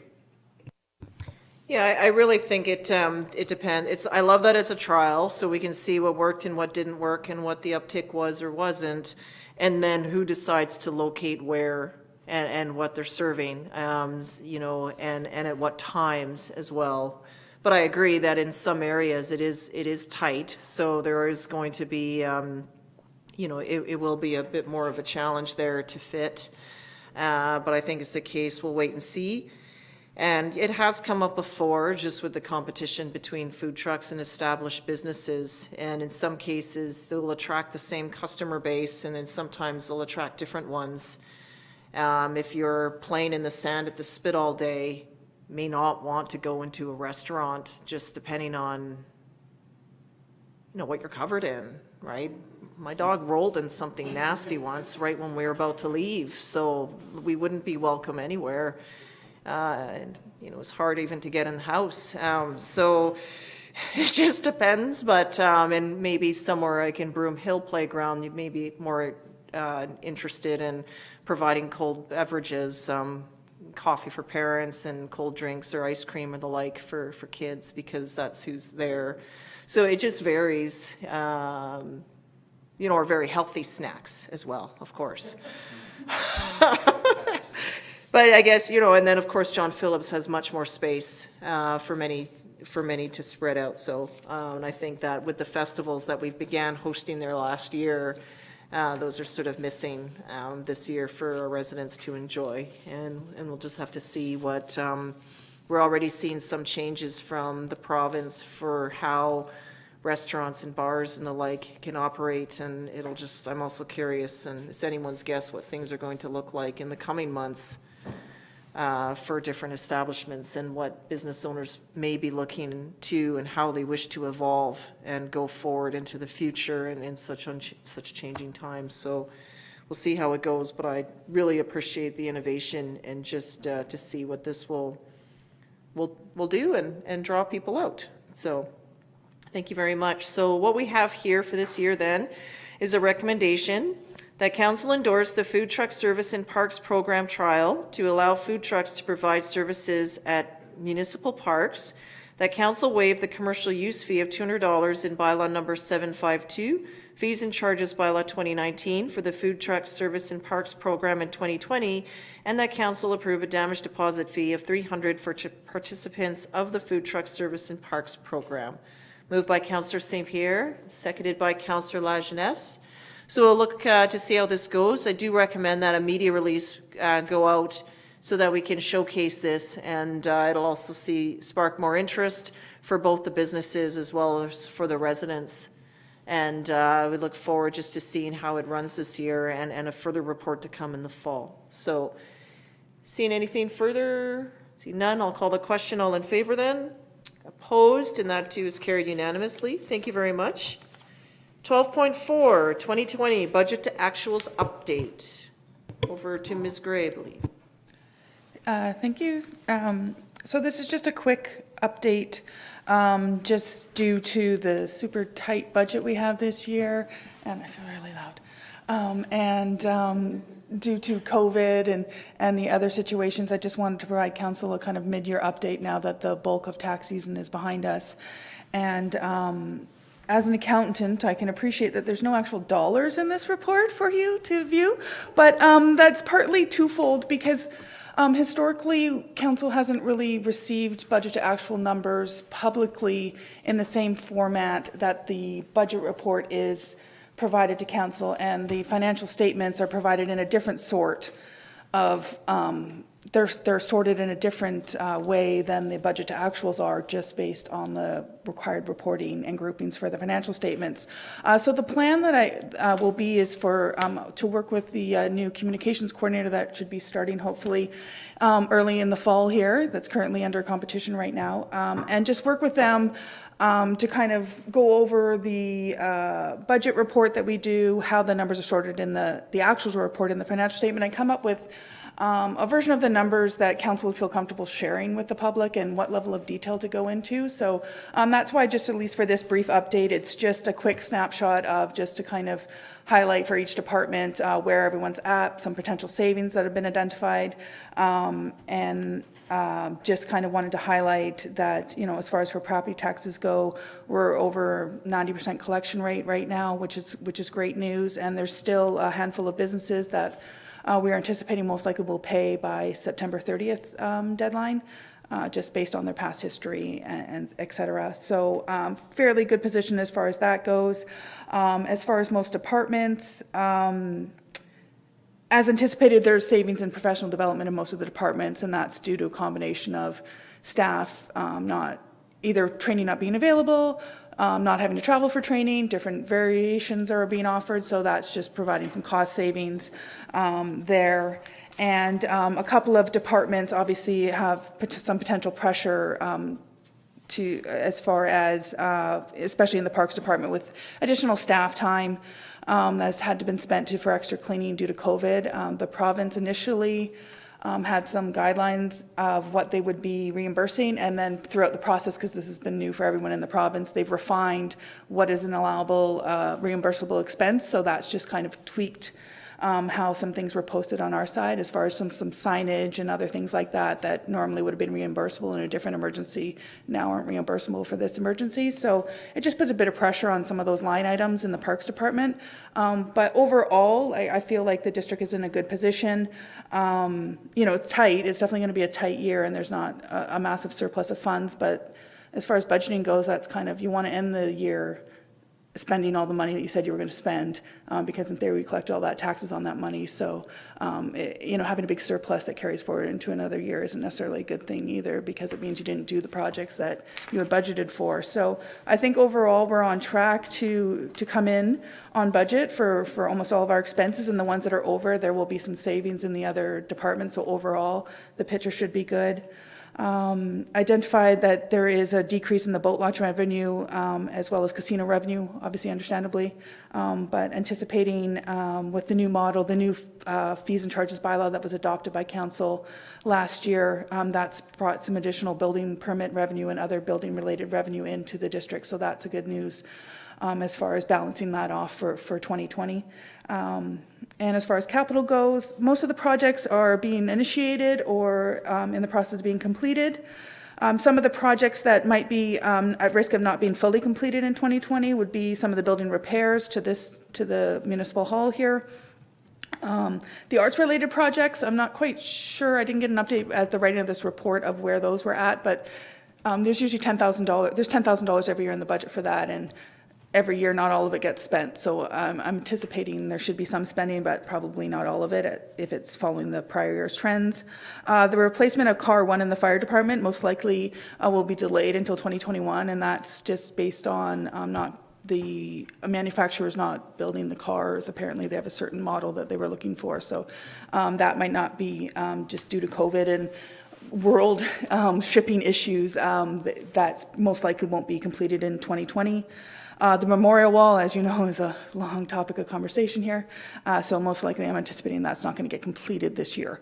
And the electric car charging stations was headed up by our former engineering tech. And so now with Mr. Carter starting on, I'll kind of connect with him and just kind of confirm where that project's at, but it potentially could be bumped into 2021 there. And one of the projects I realize now I forgot to mention, of course, is being slightly over budget is our computer equipment. And that was strictly based on the need to, on a moment's notice, set up almost all of our staff to be able to work remotely. We had a lot of staff with a lot of municipal property that staff could use, but of course there was a need just to buy additional laptops and hardware and such like that. So there's definitely a risk that that project will come in over budget, but I feel confident that there should be enough surplus from these other savings to offset that. So just kind of anticipate that in the fall I'll come back with a more fulsome report with some numbers in front of council as we get into the 2021 budget planning, just so you can kind of have a better idea of where things are going for the rest of the year. This was just kind of a quick update for July, just to kind of let you know where everything was kind of landing and identify any big risk areas. But right now, I'm cautiously optimistic that this will be, we'll be able to manage with the budget that we have available. Thank you very much, Ms. Gray. I appreciate your sort of introducing the reports to us, and then we can build on more detail as we come out and then decide sort of collectively as a council what level of detail that is, knowing that some like to have the breakdown, to the dollar and some were, but we need to land on that together and come up with sort of one report fits all approach. Which isn't always the easiest thing, but it does, I do appreciate this is very high level and that works. One thing that I would request is that if there's some way to find out how to separate sort of a running COVID related expense, just so we know what that is, what is recoverable and what isn't. So just that we have sort of a running sense of the impact of COVID, on our community, and we know what that is. It's similar, I'll use the cannabis, for example. When we went through our part of legalization, we incurred a number of costs there.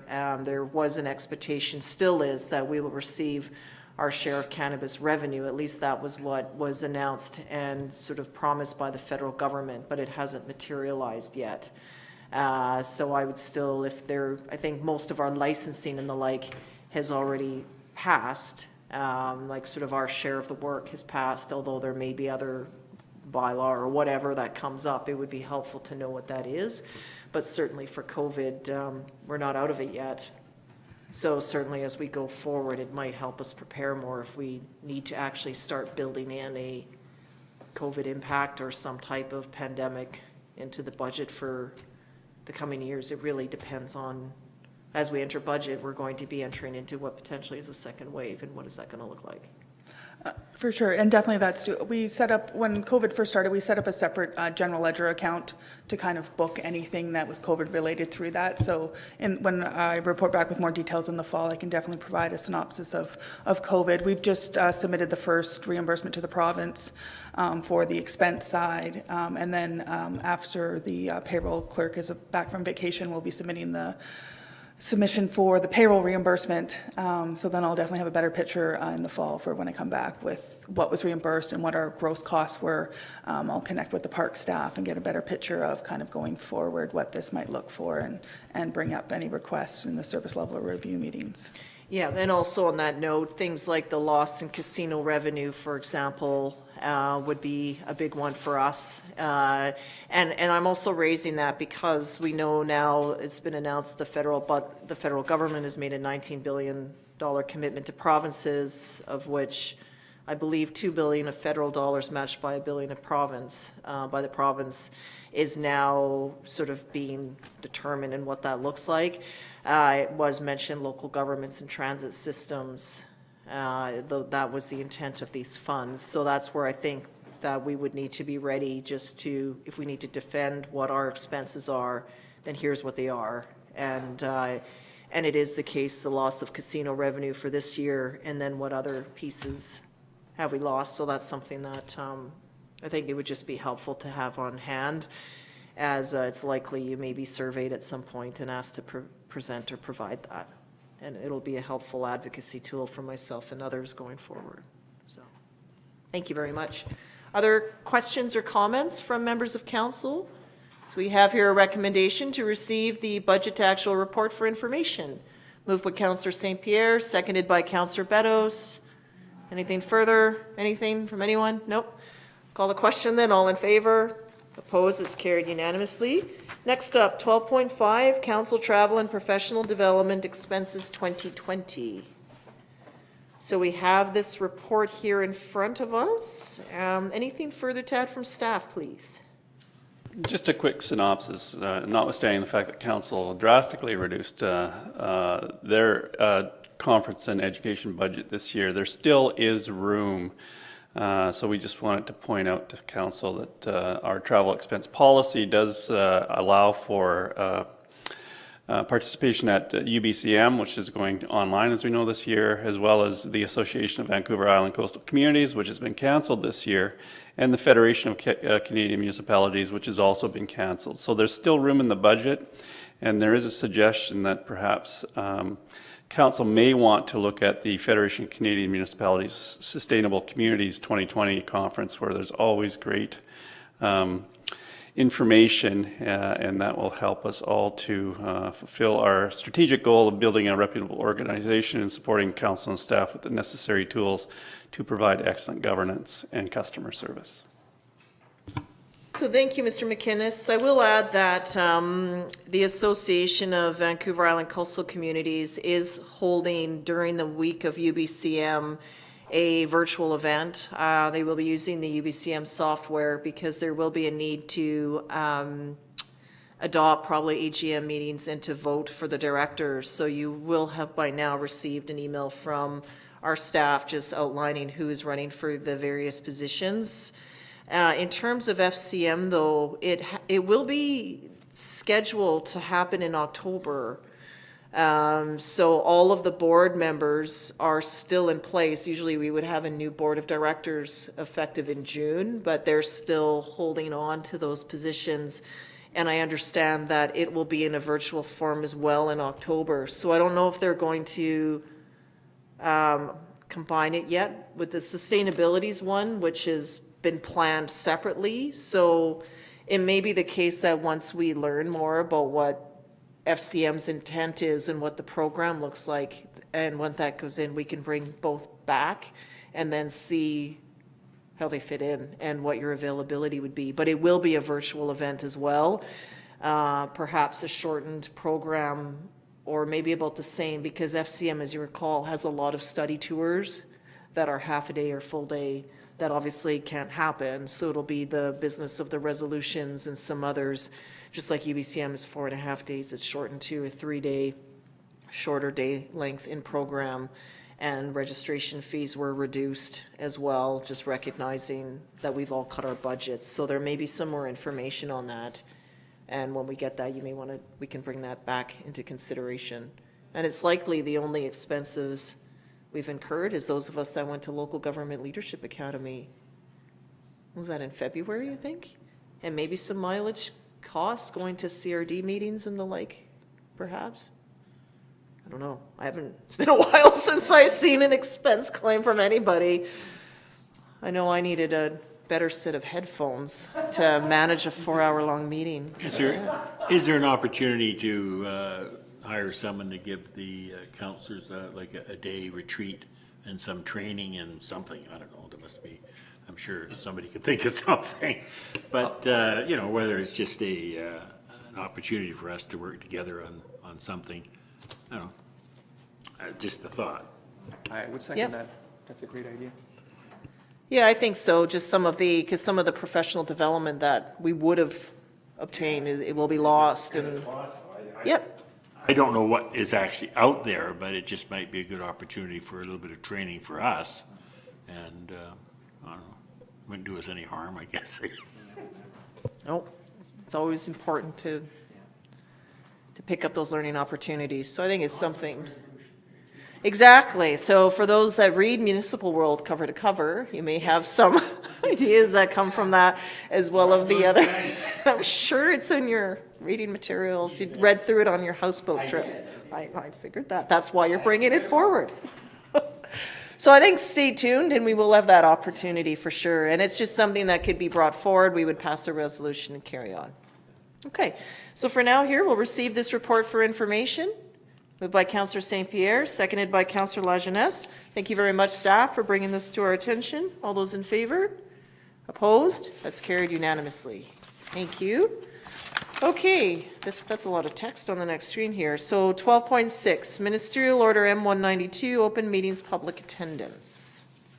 Thank you, Your Worship. So there is a recommendation with this report that Council pursuant to Ministerial Order M192 and COVID-19 Related Measures Act Bill 19 passed on July 10th, 2020, authorize that until there are further changes to the restrictions on gatherings and social distancing requirements, all open meetings of Council, including Committee of the Whole, shall be conducted without members of the public present in Council chambers, and that openness, transparency, accessibility, and accountability of these meetings are ensured subject to the provision of number one, live stream webcasting and archive meetings on the district website, including closed caption services for all meetings, public participation by either electronic means or telephone to address Council during the public question and input period, and remote participation and opportunities for solicited public input and public hearings through written submissions and pre-registered speakers lists.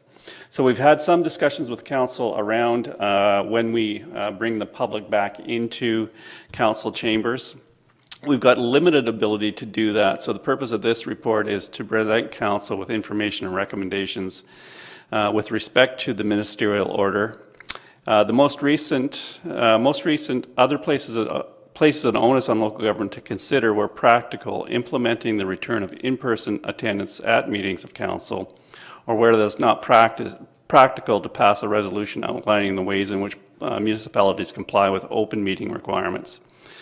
So we are thinking that it's not quite time to bring the public back into Council chambers. We really do want to amp up our technology in order to improve the viewer experience. We think that regardless of when we open up Council chambers to the public again, there is a little bit of a systemic change where people are going to be looking to participate online more than historically has happened.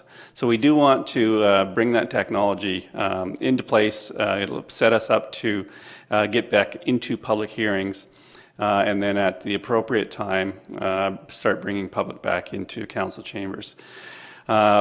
One of the big things is the current uptick in COVID-19 cases recently is just sending us some flags that perhaps this is not the time to transition back, only to possibly have to pull the reins back in the fall.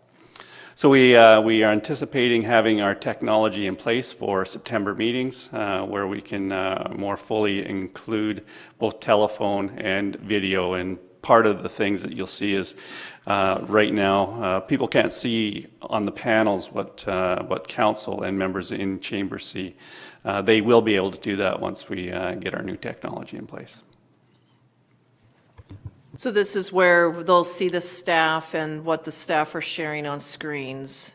There'll be a link in there. Okay, so that, I think that will help.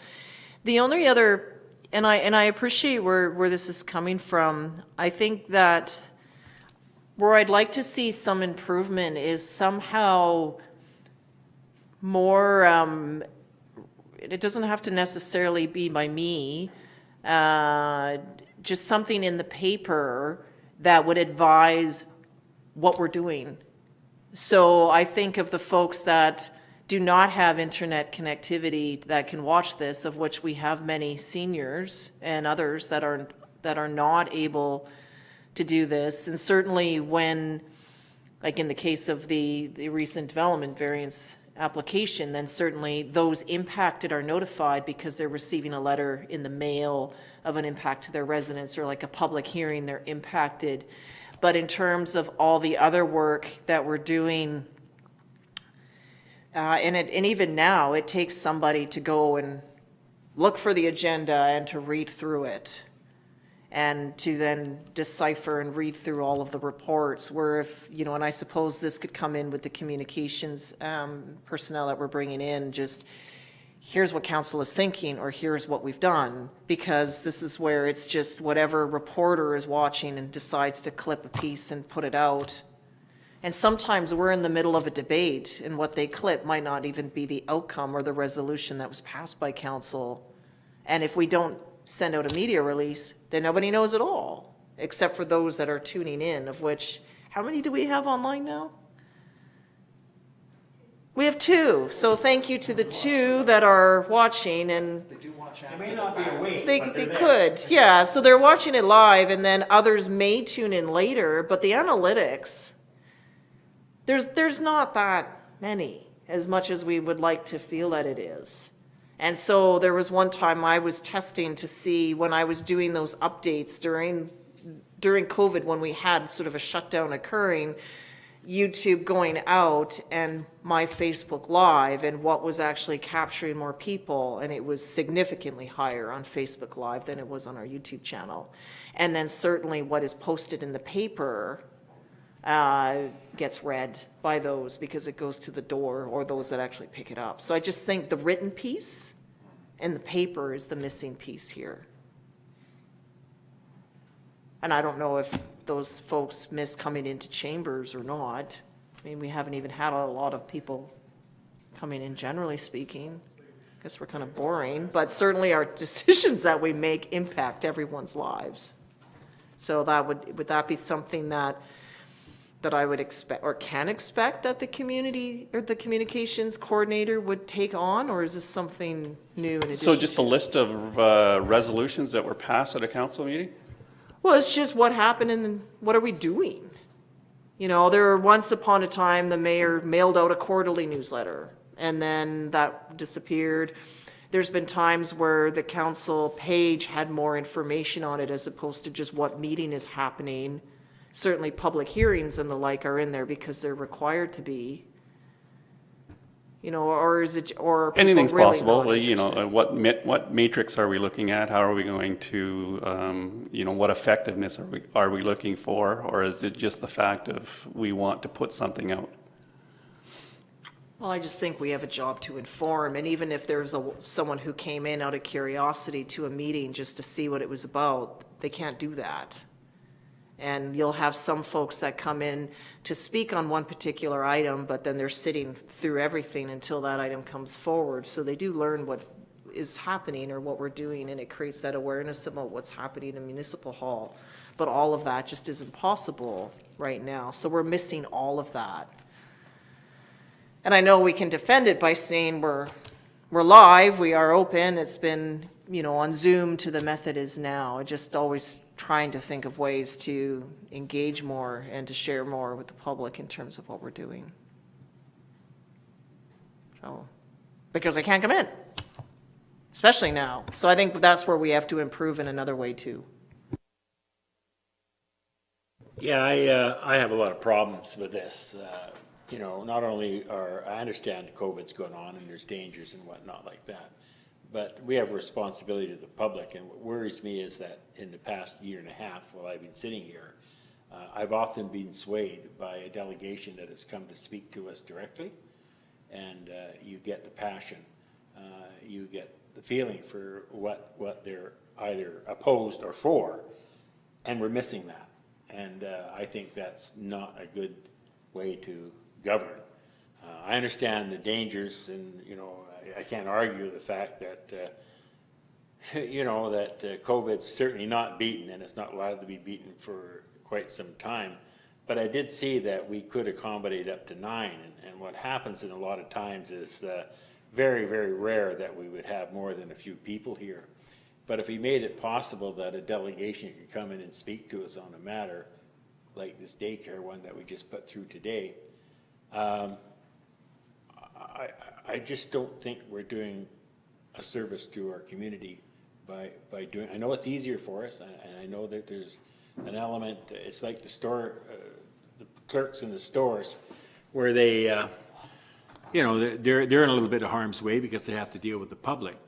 Well, unfortunately, we have to deal with the public. Now, I wouldn't want to put our staff at extreme risk, but I think there's something that we could have some limited presentations here. If somebody felt strongly about something, you could say, and we're doing this at Sea Park too, we can accommodate so many people, but only so many, and they call in and write in, and they're put on a list, and they can come and present to us. I just, other than it's going to take a bit more staff time, which is all I was concerned about, I think I would like to see us move to bringing people back sooner than later. And it worries me considerably that I'm okay for the month of August, we don't do much. So in September, I understand there will be another avenue for people to make those presentations, maybe make a video presentation. They could be in another location and call in like a Zoom type meeting. But we better find something, and we better find something soon, because I'm not happy with, personally, with this closed off meetings that we're having here. It's certainly easier for us, but like I say, in the first year, I changed my mind a number of times just from the fact that people came here for a presentation, and we're losing that, and I don't think that does our community any good. So that's my feelings. Thank you, Councillor. Councillor St. Pierre? I would agree entirely with Councillor Beddoes on everything he said. I'm concerned that what's happening here is that we're becoming more efficient and less effective. We don't necessarily have the opportunity to hear the public in terms of what might actually be needed in the community, because in the 2 years that I've been here, we've gone from having everything, for example, all the correspondence, you know, available to the public to have a look over and comment on, to having them in chambers, to, like, we're actually, even though we have a wish to connect, and we're trying to connect, we're actually connecting less and less. The ministerial recommendations was that we could actually have limited numbers, and I agree that safety is important. We don't want to have a major problem. We don't want to have all our staff sick, God forbid. That would be terrifying. But I do think that, for example, in terms of things like occupancy, we have an occupancy in terms of fire code too. So now we have a COVID occupancy. We can still let people in within a certain limits. And like Councillor Beddoes, I'd like to see that happen as soon as possible. I'm also concerned that a lot of our solutions, although I totally approve of the electronics, I think it's a wonderful thing, because we're going to reach a demographic group that we haven't easily reached before, people who, you know, are going to be on YouTube and Facebook and so on and so forth, and that's wonderful. We also have Luddites who are not going to be able to reach that way. And in terms of leveling the playing field and actually allowing people access, that's actually taking a bunch of people out of the access. So I don't actually think that the argument that in terms of procedure, we're leveling the playing field by not allowing people, I don't think that's going to be quite accurate. I think we're just changing who can access easily. I would like to see delegations via Zoom. I think that's in the works, is it? I would love it. What's that? Already happening? MS Teams. Okay, so that's wonderful.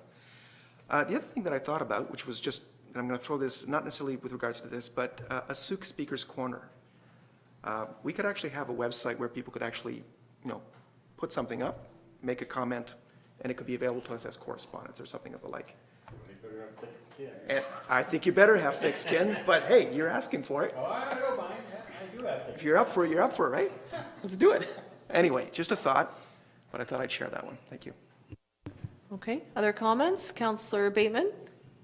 Yeah, I too miss people in this space, giving us the gimlet eye and the passion and the ability to sway our hearts and minds. I think by September we'll have a whole new understanding of whether a second wave is coming, and so good that you are moving forward with these electronic means. I think it's important to note that the introduction of video webcasting here, streaming, was a very significant moment in the district's history, I think. Because, in a place like the city of Langford, for example, you do not get live streaming of meetings. They carry on. So, and people do watch, and they do check in, and it's always useful after the fact to be able to use the quick jump forward to the part of the meeting you want to watch. So that's moving forward. And I think, this idea here of a pre-registered speakers list, if you really want to take one of the let's say 5 available seats in chambers on a given night, then you need to notify us ahead of time. And if we get a lot of people, we might want to be like food trucks, give them a lottery system. And you can park yourselves here. I don't know. It's very challenging. I don't think, though, we should surrender this idea that we want people back in these chambers. And no further answers than that. Councillor Lajeunesse? Yeah, I agree. It would be great to have people in here, but there have been reports recently that they're not still 100% certain how this thing is transmitted. And it could be transmitted through our HVAC system. And so the more people we allow in, the greater the chances are that we can infect all of us or them. And so I think we should be very cautious still. And if we can come up with an electronic means to allow people to participate, I think that we should pursue that option for now until we have a better understanding of how this virus transmits. No, and I thank you, everyone. So I appreciate your thoughtful comments on this, as well as staff's consideration in putting it together. Like, it is really, I still find it very odd to be in this setting without the public.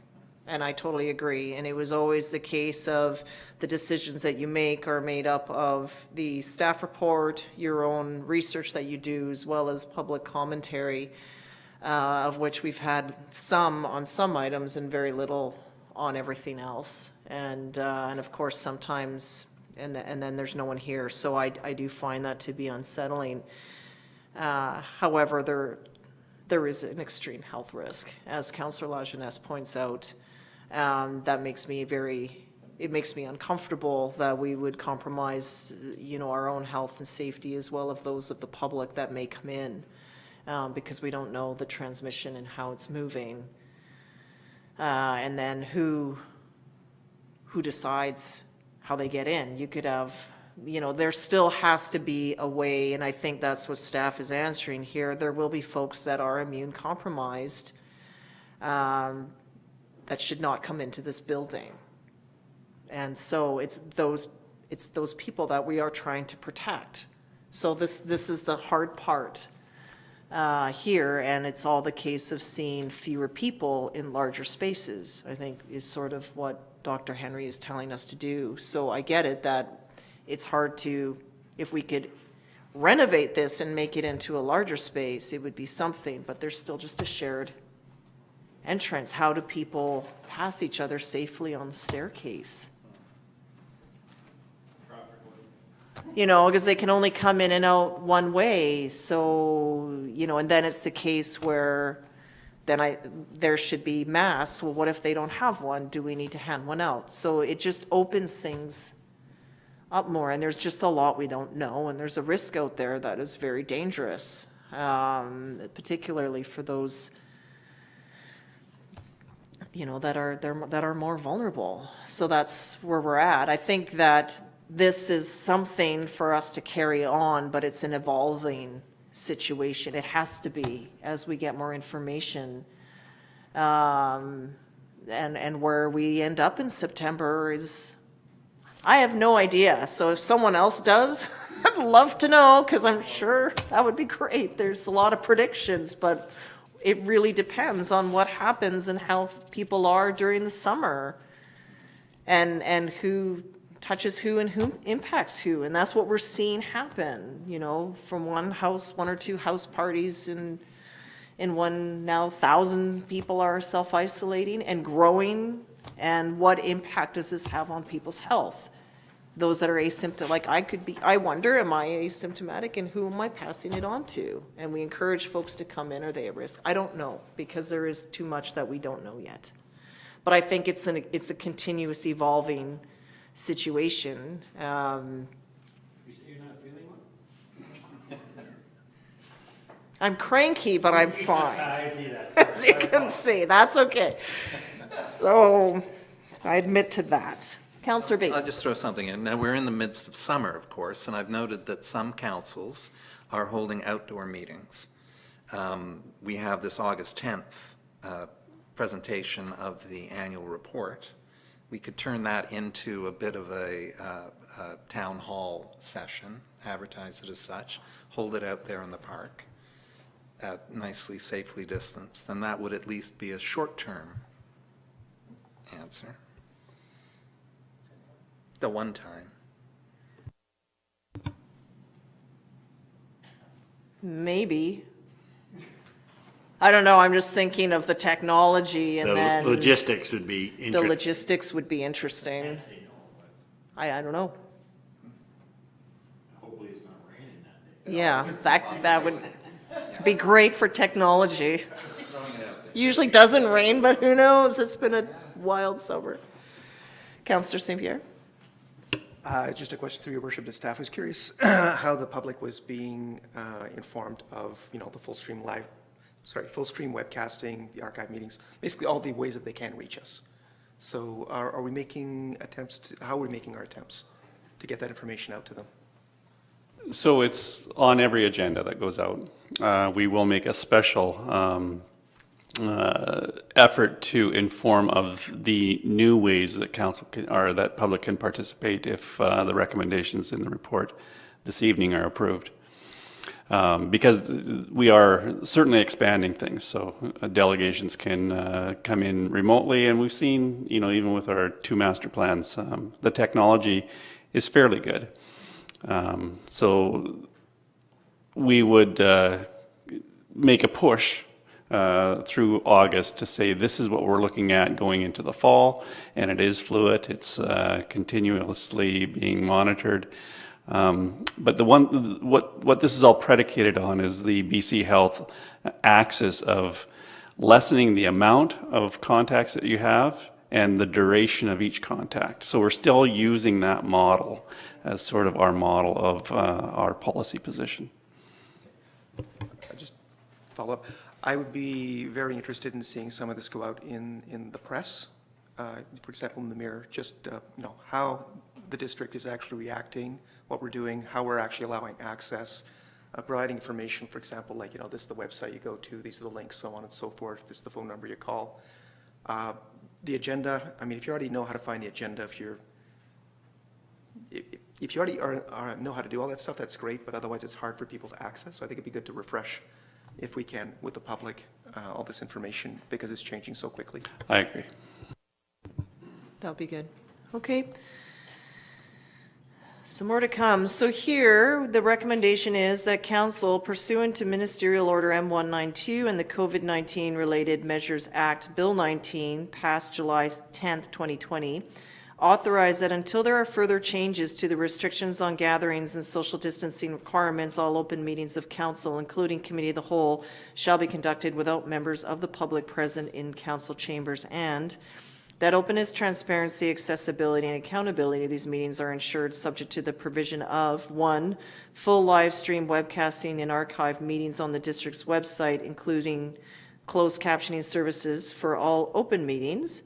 2, public participation by either electronic means or telephone to address council during the public question and input period. And 3, remote participation opportunities for solicited public input and public hearings through written submissions and pre-registered speakers list via telephone or video. So that is the recommendation. Councillor Bateman is moving that, and Councillor St. Pierre is seconding it. So Councillor Lajeunesse? Yeah, Councillor Lajeunesse had his hand up. Go ahead. Yeah, I just have one question. Do we actually have closed captioning? That was good. Or We do. We do? Okay. Yes, on Teams and on YouTube, I believe the function is you can turn it off or turn it on.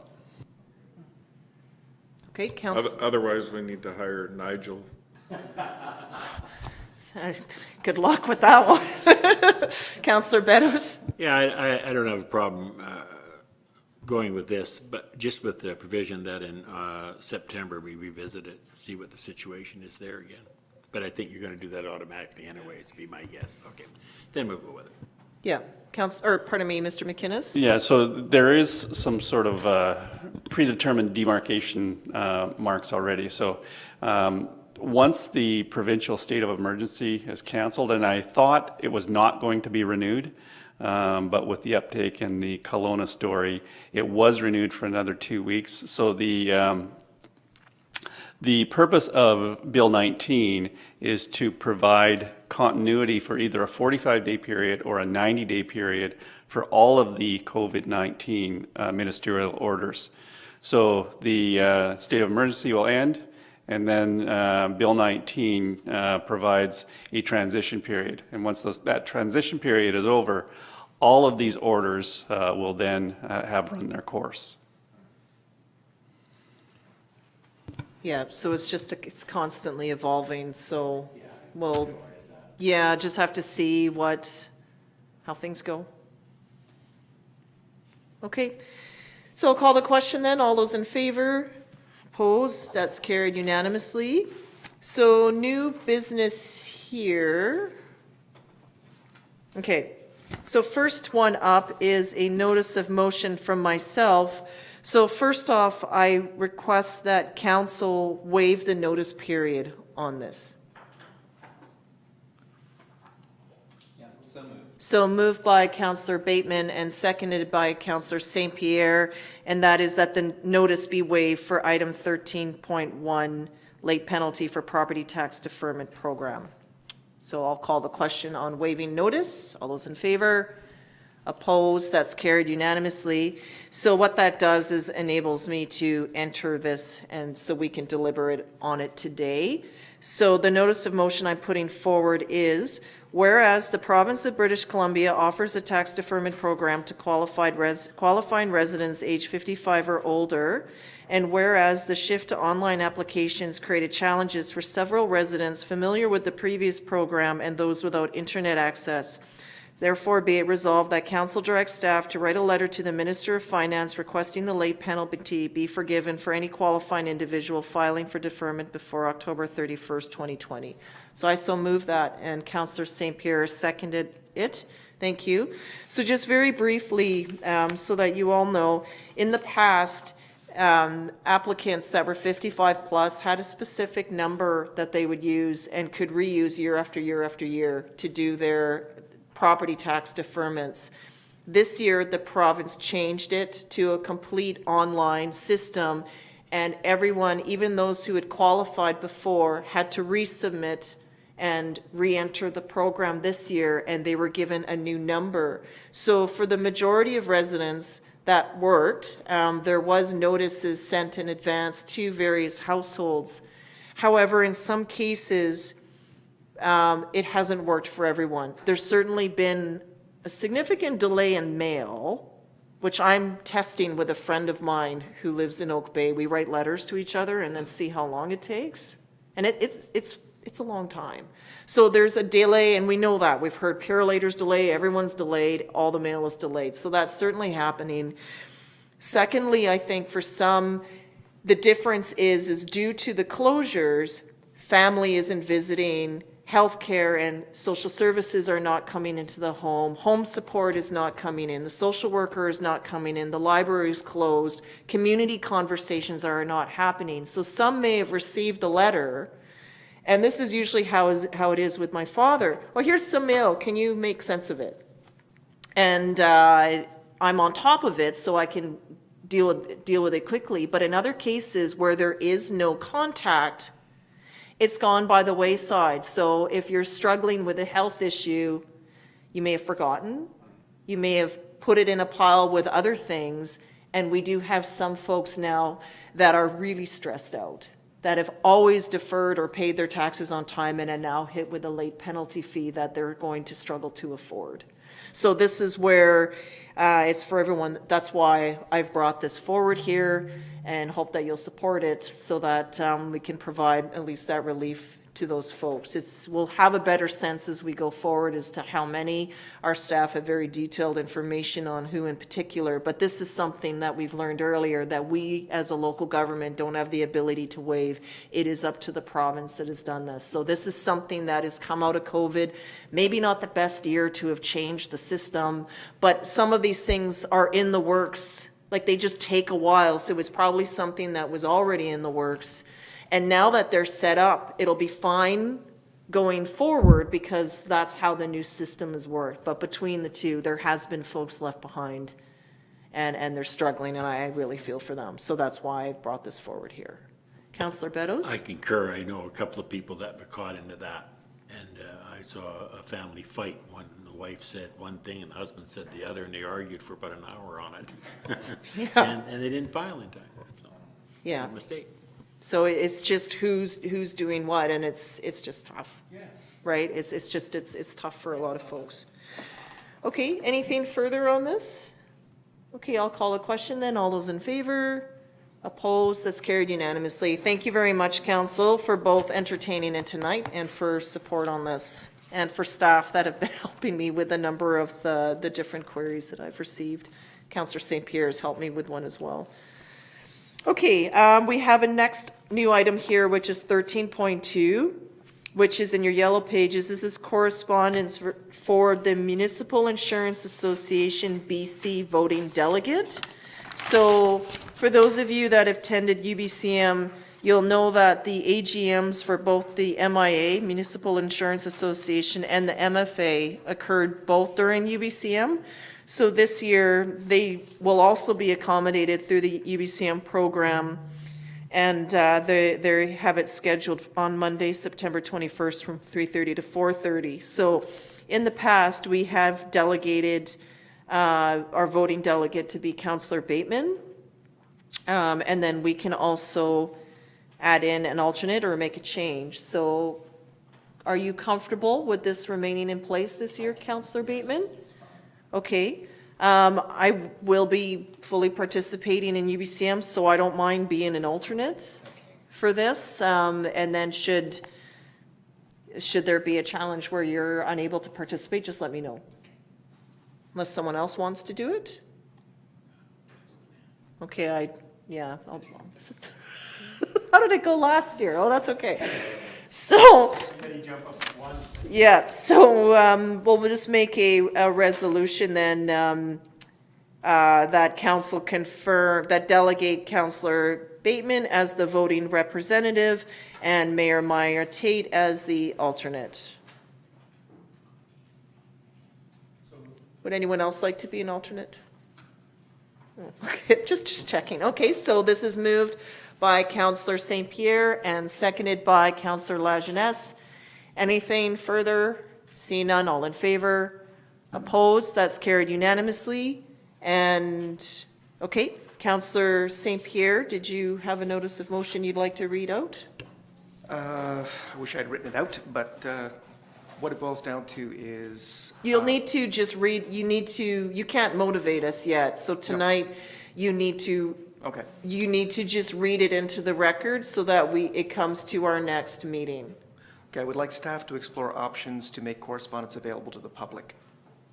Okay, so that is that council directs staff to provide options to make correspondence available to the public.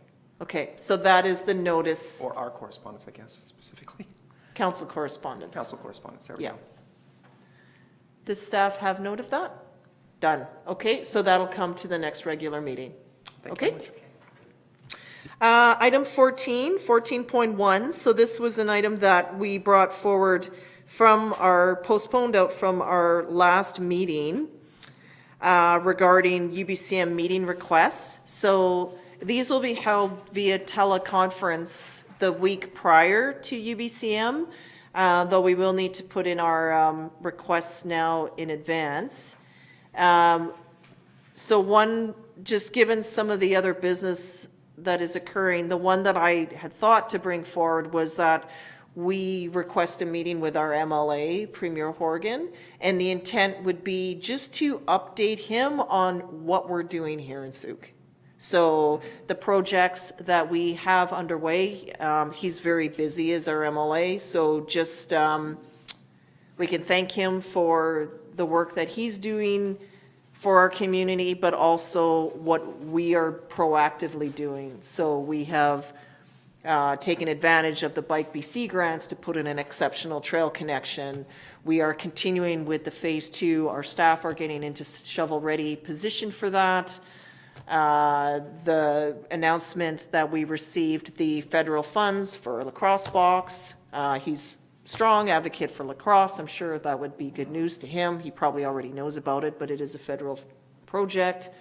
As an example, we can sort of build out the list on what we're doing here locally and any items that we have of concern. We still have some residents that are impacted by the speculation tax. We should update them that this is still, we had written a request to be exempted in the past, but it's still something that is coming up from our communities now. We can also say that the loss of casino revenue would be greatly appreciated to receive the cannabis revenue in its replacement for this year and future years, and just so that he knows as an MLA of what's happening in our community, the crisis center having closed, what we're doing with the transition, supporting the homeless coalition and the work there with Souq Shelter Society,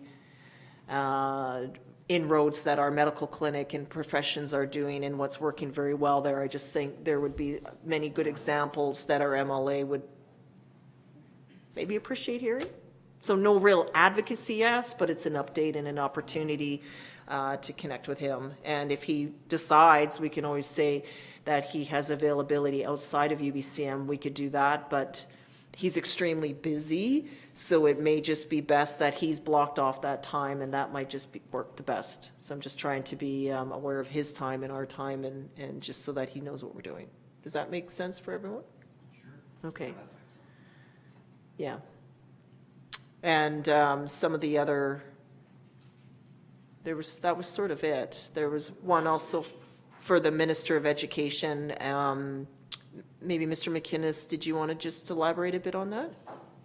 Certainly, the mayor and myself had a meeting last week booked with the chairman and the finance director for SD 62.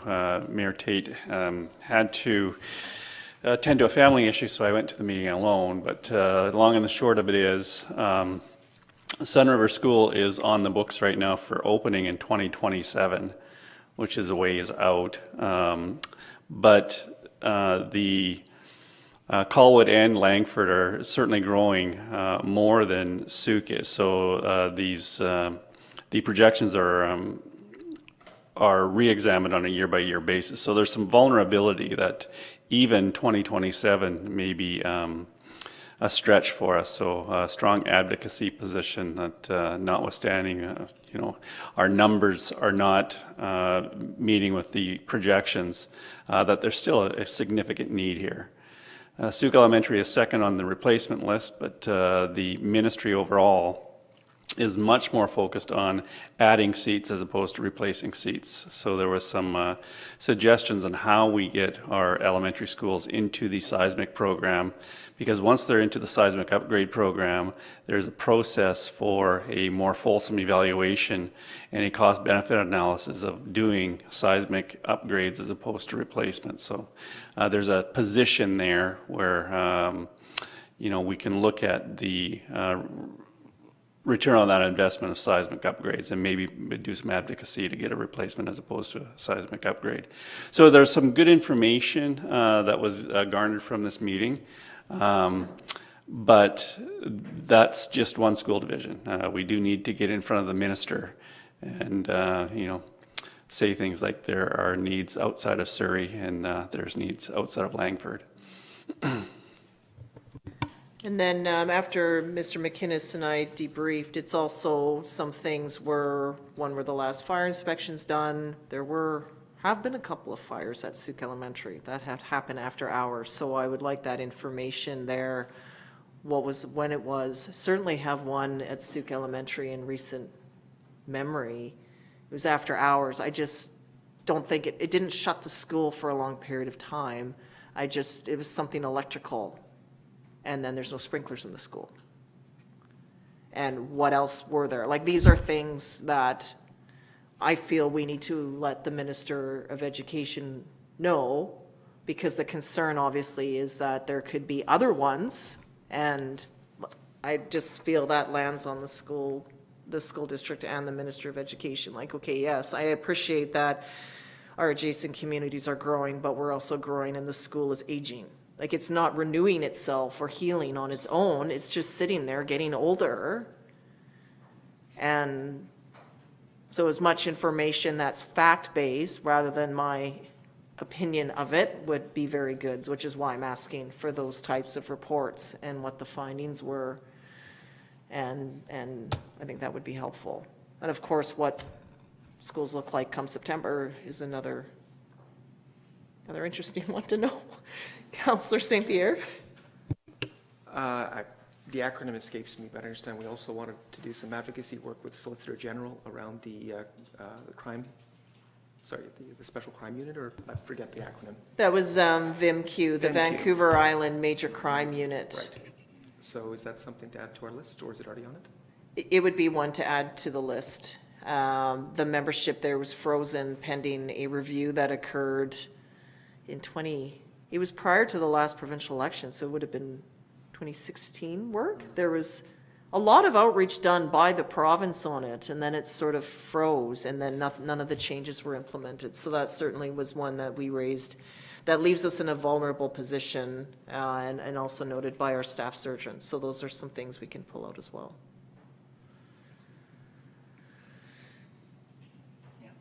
Yeah. Okay. Repairs and housing, or just the three, Sol Gen, education, and MOA?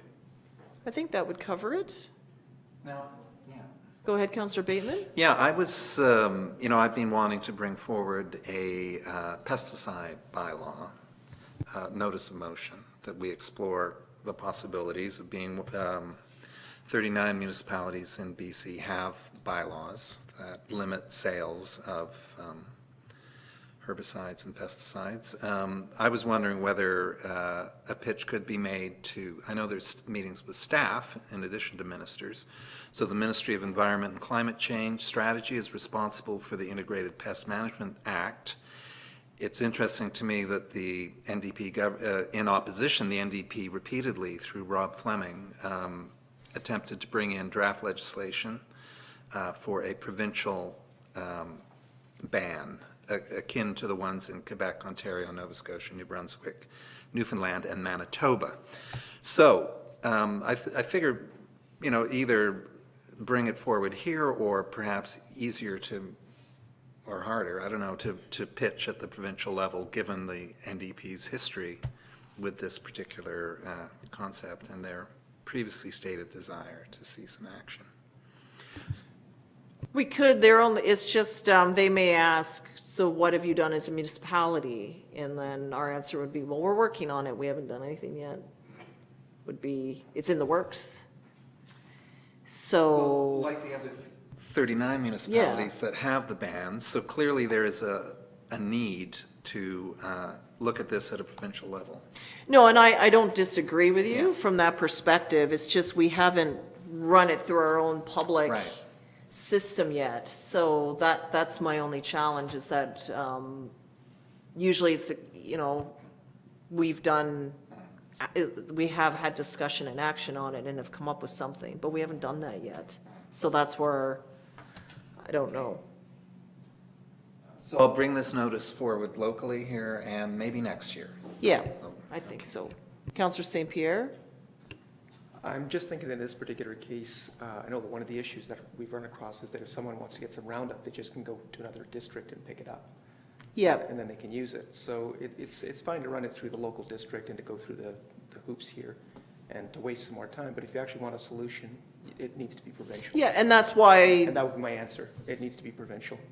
Yeah, So, and that's why I'm saying it doesn't have to. It's just be prepared for that. But you can make that argument that, well, we could do that, but people could just bring it in from elsewhere. And then we can't, which is why it doesn't matter what we do locally. It needs to come from a provincial level. So we could certainly bring that to the table. Yeah, so I understand we have limited to 3 meetings with ministers. I don't think that there's quite a limit this year because they're doing it by phone. So I think then we can put it in there and see what happens. At a staff level, I would quite happy to, Yeah, yeah. and just see, or at least find out what is in the works there. So it may not Right. be, Yeah, that's where more we could just get questions. more Yeah. of, more of that commentary. Is it on your radar? That's what- Yeah, and where's it going? And you could provide that information. Okay? All right? Understood? We'll add that to the list then. So that'll be the Ministry of Environment At the administrative level. at the administrative Yeah. level. Yeah, so if we could add that one to the screen, please, just so it's all there. Okay, so we'll do a separate resolution then? Okay. Okay, so that council requests 2020 UBCM ministerial meetings with the following: MLA John Horgan to provide an update on local projects and community issues and initiatives, let's say. Minister of Education to advocate for a new elementary school in Sooke. Solicitor General to advocate for participation with the Vancouver Island Major Crime Unit. Okay. The moved by Councillor St. Pierre, seconded by Councillor Beddoes. Has everyone registered for UBCM?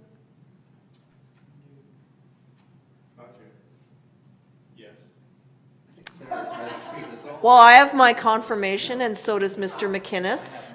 So if you could please provide your details, because, so that we can prepare for those that are about. Okay? All those in favor? Further question. Will there be further what's the cutoff date for more requests? August 8th? Like August 8th? Like it's kind of tonight? Yeah. That's what I need to know, that's all. Okay. So all those in favor? Opposed? That's carried unanimously, and that council directs staff to, well, we're looking to meet with the administration of the Minister Environment, the Ministry of Environment. And Climate Change Strategy is the official title. Ministry of Environment and Climate Change Strategy regarding Of the Integrated Pest Management Act.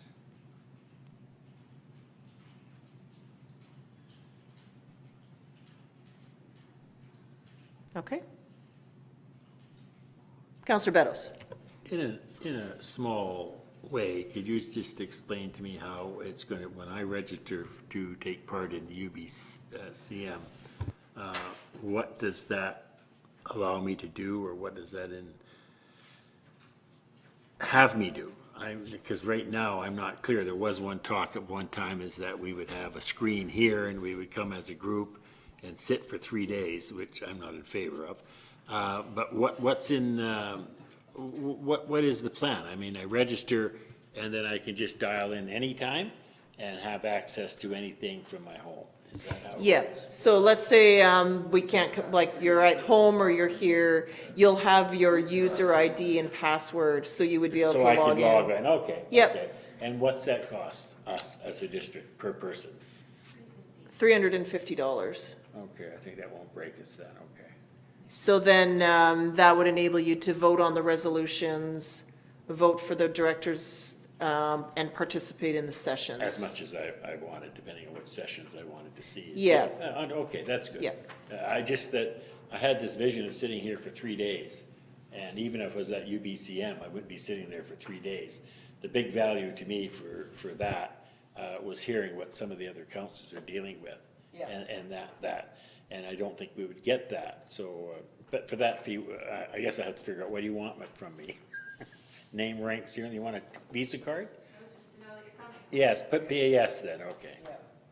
So once, there's also, UBCM has invested in specific conference software, so then you could connect with other, Okay. Well, that's like good. network in another way, with someone else who is also registered. Yeah. And then there's also a virtual trade show, so many of the regular sponsors are returning, and then the app will take you into the trade show areas.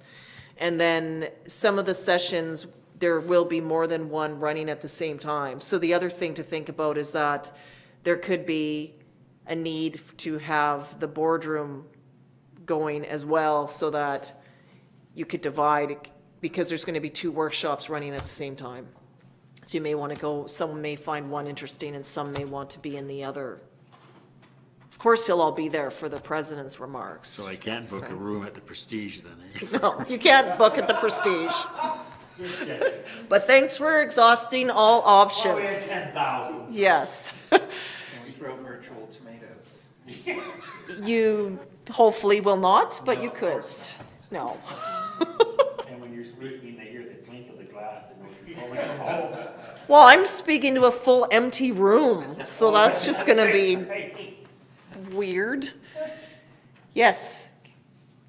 Just looking at the resolution, is staff implied when you say ministry instead of ministry? Or should that be Ministry of Environment and Climate Change Strategy staff? With staff at the, This climate change strategy.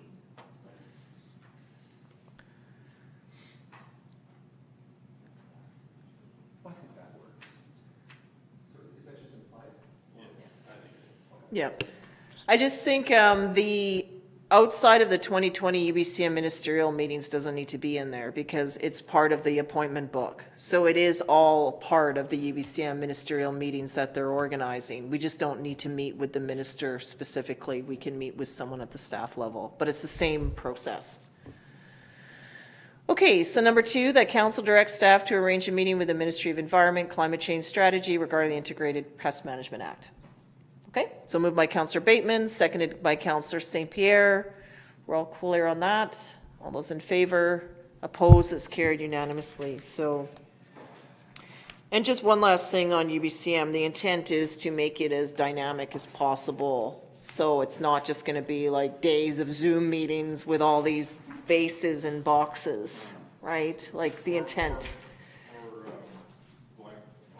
Or blank boxes, like it's, the intent is to make it as engaging relative as possible. Well, with a guest speaker, I could just put it on my big television too.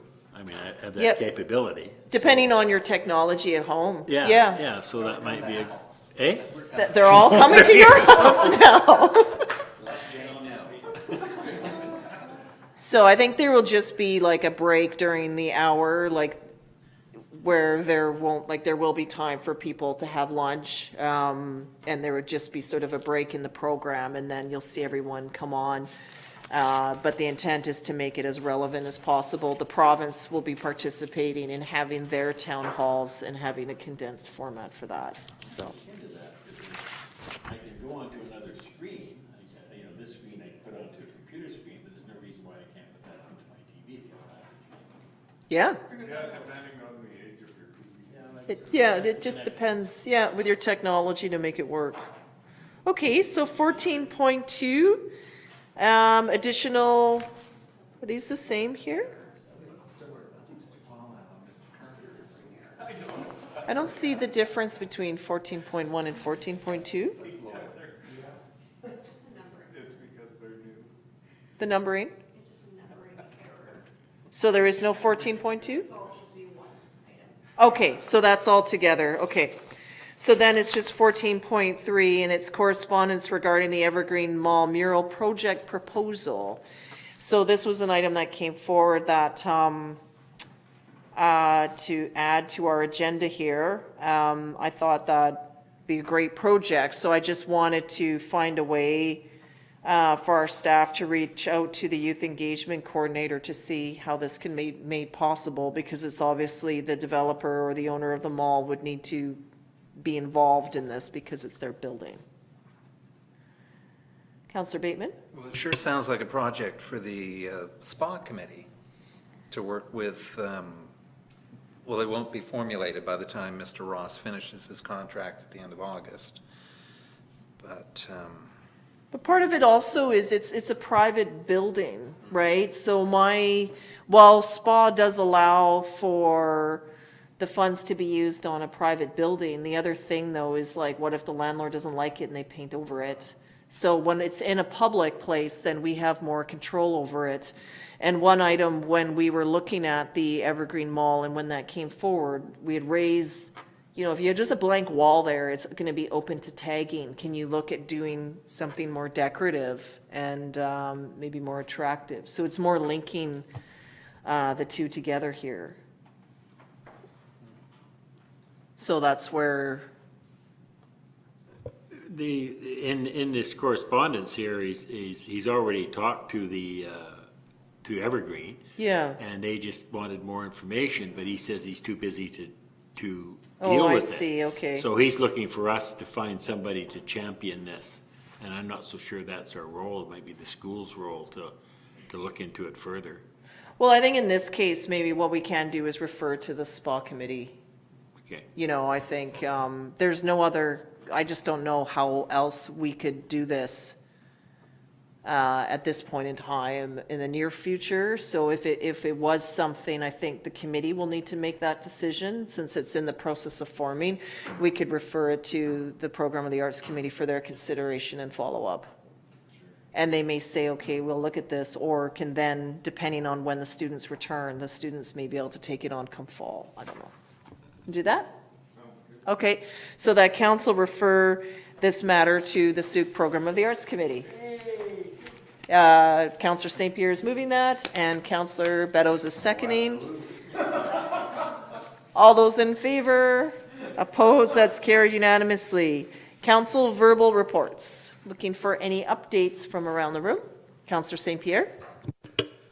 I'm pleased to report that at the last CRD Water Commission, I put forward a motion so that we could actually bring the regulations dealing with rainwater catchment systems into alignment with the national standards. Previously, we were in a situation where anybody who wanted to have a rainwater system installed had to have it designed, potentially by someone who was certified up to national standards and then stamped by an engineer who was still using those same standards. It was a redundant system in place because up till after 2011, there was no certification process. Once the certification process was in place, it was redundant, and it was costing people who wanted those systems an extra $2,500 to $3,500 for a stamp. So at this point, it's going to go through the channels and hopefully end up at the CRD board and ideally end up with some new bylaws that will reduce these costs to people. It's not going to immediately affect Souq because Souq is incorporated. It is the hope that once this is passed, we can actually make it available to all the various districts, and ideally all the other districts can come on board too, because it just makes sense. But that would be something lovely that happened there. Furthermore, the 6th and 7th of August is going to be the Summit for the Climate Caucus. I can make information available once I have the email notification. It'll be 2 days. We'll be getting the results of the various working groups covering a whole host of different topics, and ideally with some proposed resolutions to be championed. Ideally in a nice packaged form with a bow tie wrapped around it. So we'll see what that looks like when it comes to. Thank you. Anything to update, Councillor Beddoes? Yes. An interesting day tomorrow at Sea Park. I was interviewed by the paper a few weeks back, and they were asking me about the lacrosse box, and I told them the figures and all that sort of stuff. And I said that, we have a regular meeting on the 28th, I think it is, which is tomorrow. And a lot of people took that as to meaning that we were going to discuss it at length. And we had 19 people sign up to talk to us. And poor old Steve Ganoki had to phone them all, so just a sec. All we're going to do is acknowledge it, because it is the District of Souk's money, and the District of Souq has the power not to even give it to Sea Park to do. I kind of think that, you know, it more likely will go that way. So all we're going to say is basically this has happened for information and then back off. But it's going to be a lively meeting. And I think Councilor McMath is making a presentation to Sea Park tomorrow about a triathlon. So that should be interesting. So if you're so interested, come down. I don't know. There's a triathlon going on in town. Apparently so. Okay, I guess we'll just have to Yeah. get information on the health plan. First I heard of it, so Yeah. good. All right, that's it. Okay. Other than I survived my sailing thing, I didn't gas myself and didn't sink, so it's good. I'm very glad to hear that. Welcome back. No houseboat, no. Councillor Bateman. Yeah, exciting to hear about a triathlon. That's the first I've heard of that. The library, we're awaiting word on announcement of the winning bid, the contractor's winning bid. That should be forthcoming in the nearest future. Over at the MCS Society, in addition to Mr. Tim Ross, the young go-getter who brought forward this mural idea, the seats have been ordered and they're now being manufactured and will likely be installed, depending on COVID-19, over the Christmas break. And so in the new year, if all goes well, we'll be back to normal. And yeah, I attended the Zoom meeting of the Sooke Homelessness Coalition, so wonderful that things continue to move forward through this very tricky phase. They've hired, Sooke Region Communities Health Network has hired a coordinator, Amy Mitchell, to work at the at Speed Source. And again, I think just to comment on how the district has handled this, the press releases and the FAQ that was sent out was very, very clear. And I think that settled a lot of concerns in the community. And yes, the community paramedic working on site. Yeah, it's good news moving forward. Councillor Lajeunesse? Yeah, nothing earth-shattering. I guess I attended the Zoom meeting of the Sooke Homeless Coalition as well. And I also attended a Zoom meeting with CRD's Stage 1, which was an analysis of performing arts facilities in the CRD. And it was they were mostly just talking about the Royal and McPherson theaters and the various venues in Victoria. But I did mention that we have our community theater here, 350-seat theater that is completely inadequate as far as acoustics go. Our Philharmonic refuses to play in it, and they have to play in the community hall, which lacks ambiance. And yeah, I just wanted to see what the discussion was about, and so kind of listened in on that. And I think we're at our last meeting, we had the CRD. We directed staff to contact the CRD about Lot A and for a housing component there. And I thought that maybe we could also get a performing arts center or some other public asset in there. So I just thought that getting to know these people a little bit might be a good idea. No, absolutely. So a few updates. Many of you were with me this morning when we opened our trail down our first phase of the Little River Crossing, so that was very exciting. The Fine Arts Show is on right now in a virtual form, so I zoomed in on Saturday as part of the artist celebration. So the rest of the show is still live and you can virtually see all the artwork. It's quite amazing actually that I think it's great they're able to move forward in this way, and just to see how COVID has influenced some of the art that you see there. It's quite amazing. The Primary Health Working Services Group met last week as well, and a couple of updates is that the nurse practitioner has been hired and will be moving and starting up her practice in Souq come September.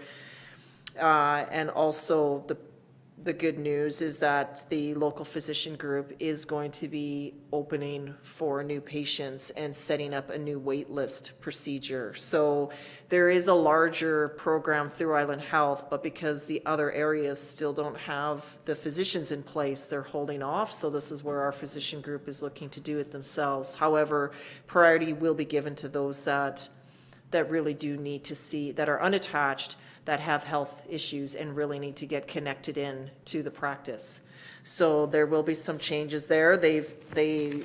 I was advised that I could share this news and that they will be doing their own outreach when they're ready to go. So all of that is being worked out at the moment. You may also know, I think the Sooke News Mirror also put out an article that folks are starting to transition into the new shelter location. And Sooke Region Community Health Network is doing the whole process on the applications and the process, so that's all taking place now, which is also good news. The CRD's committee meetings have resumed. So I did go to the Regional Parks meeting. There was discussion about the impact of geese on farmland and the like. So there was an ask put out to staff about what the CRD could do in terms of a regional approach to addling of eggs. Not certain that this is the time to add a new service though, and wildlife does fall into provincial jurisdiction, but it's a staff report to get more information, so we'll be looking to see how that goes. Certainly have heard of the impact of goose out our way, but then we've also recently heard of the impact of bears on wildlife, so where does it start and stop in terms of what we're taking on regionally and what jurisdiction do we have? I was also at UBCM meetings that I went to Vancouver for, so high standards in place in terms of keeping everyone safe, social distancing and the like. For folks that are concerned about numerous flights coming in, there was no movement on the runway. Like, I was looking out the window, videoing it, and nothing is happening. Usually you can look out and you see lots of things. People are moving and there's planes coming and going and traffic controllers and cargo and everything. There was no movement except for one security van that's driving around the property. When I looked at US arrivals and departures, it was closed the whole way through. Maybe one flight taking off. The whole boards are empty and no one is allowed into the airport unless you have a flight. And so even if you're dropping someone off or picking someone up, no, you can't come into the airport. So was mainly in the hotel in my room. It was nice to get away, but again, it just shows how strict everything is and just the parameters that were put into place there. So I'm not, I know that people are saying there's many people coming in. Well, this airport employs 24,000 people. Maybe 1,000 were working, if that. Everything was shut.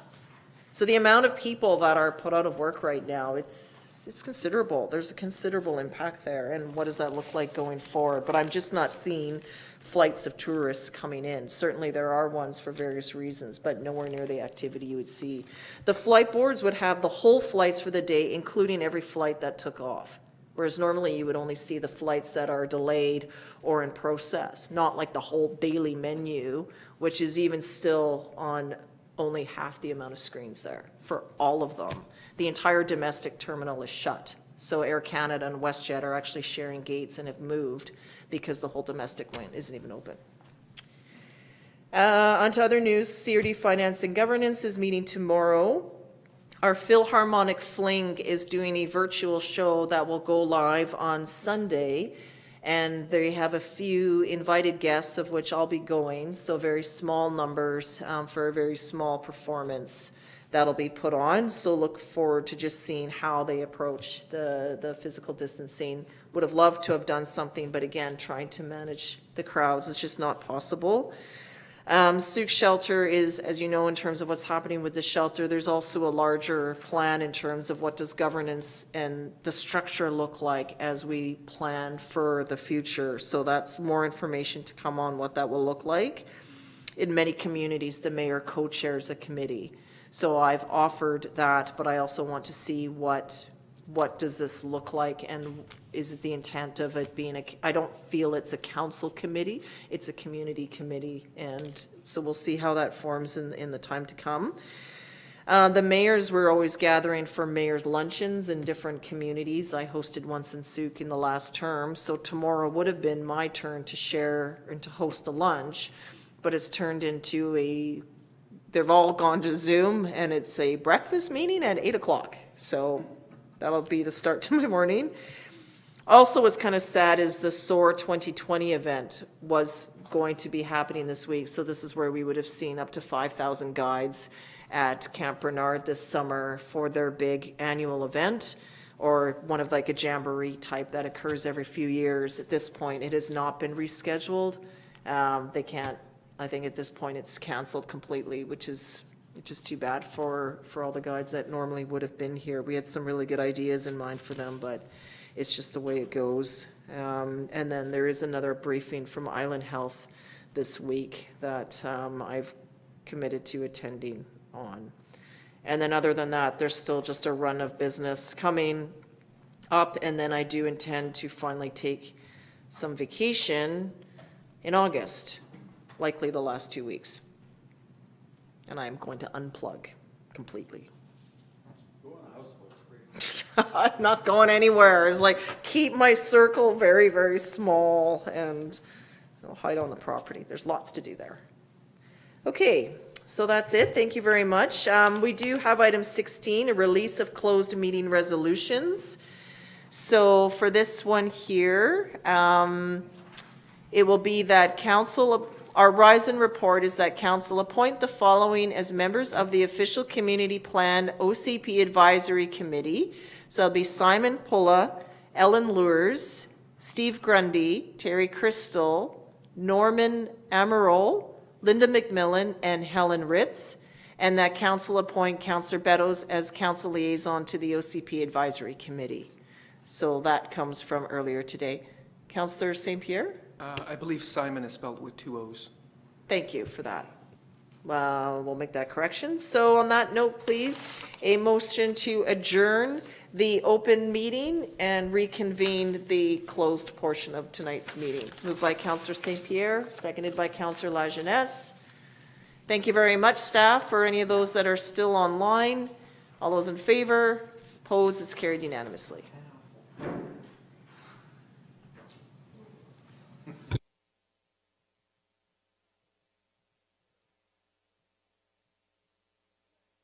Good night, gents.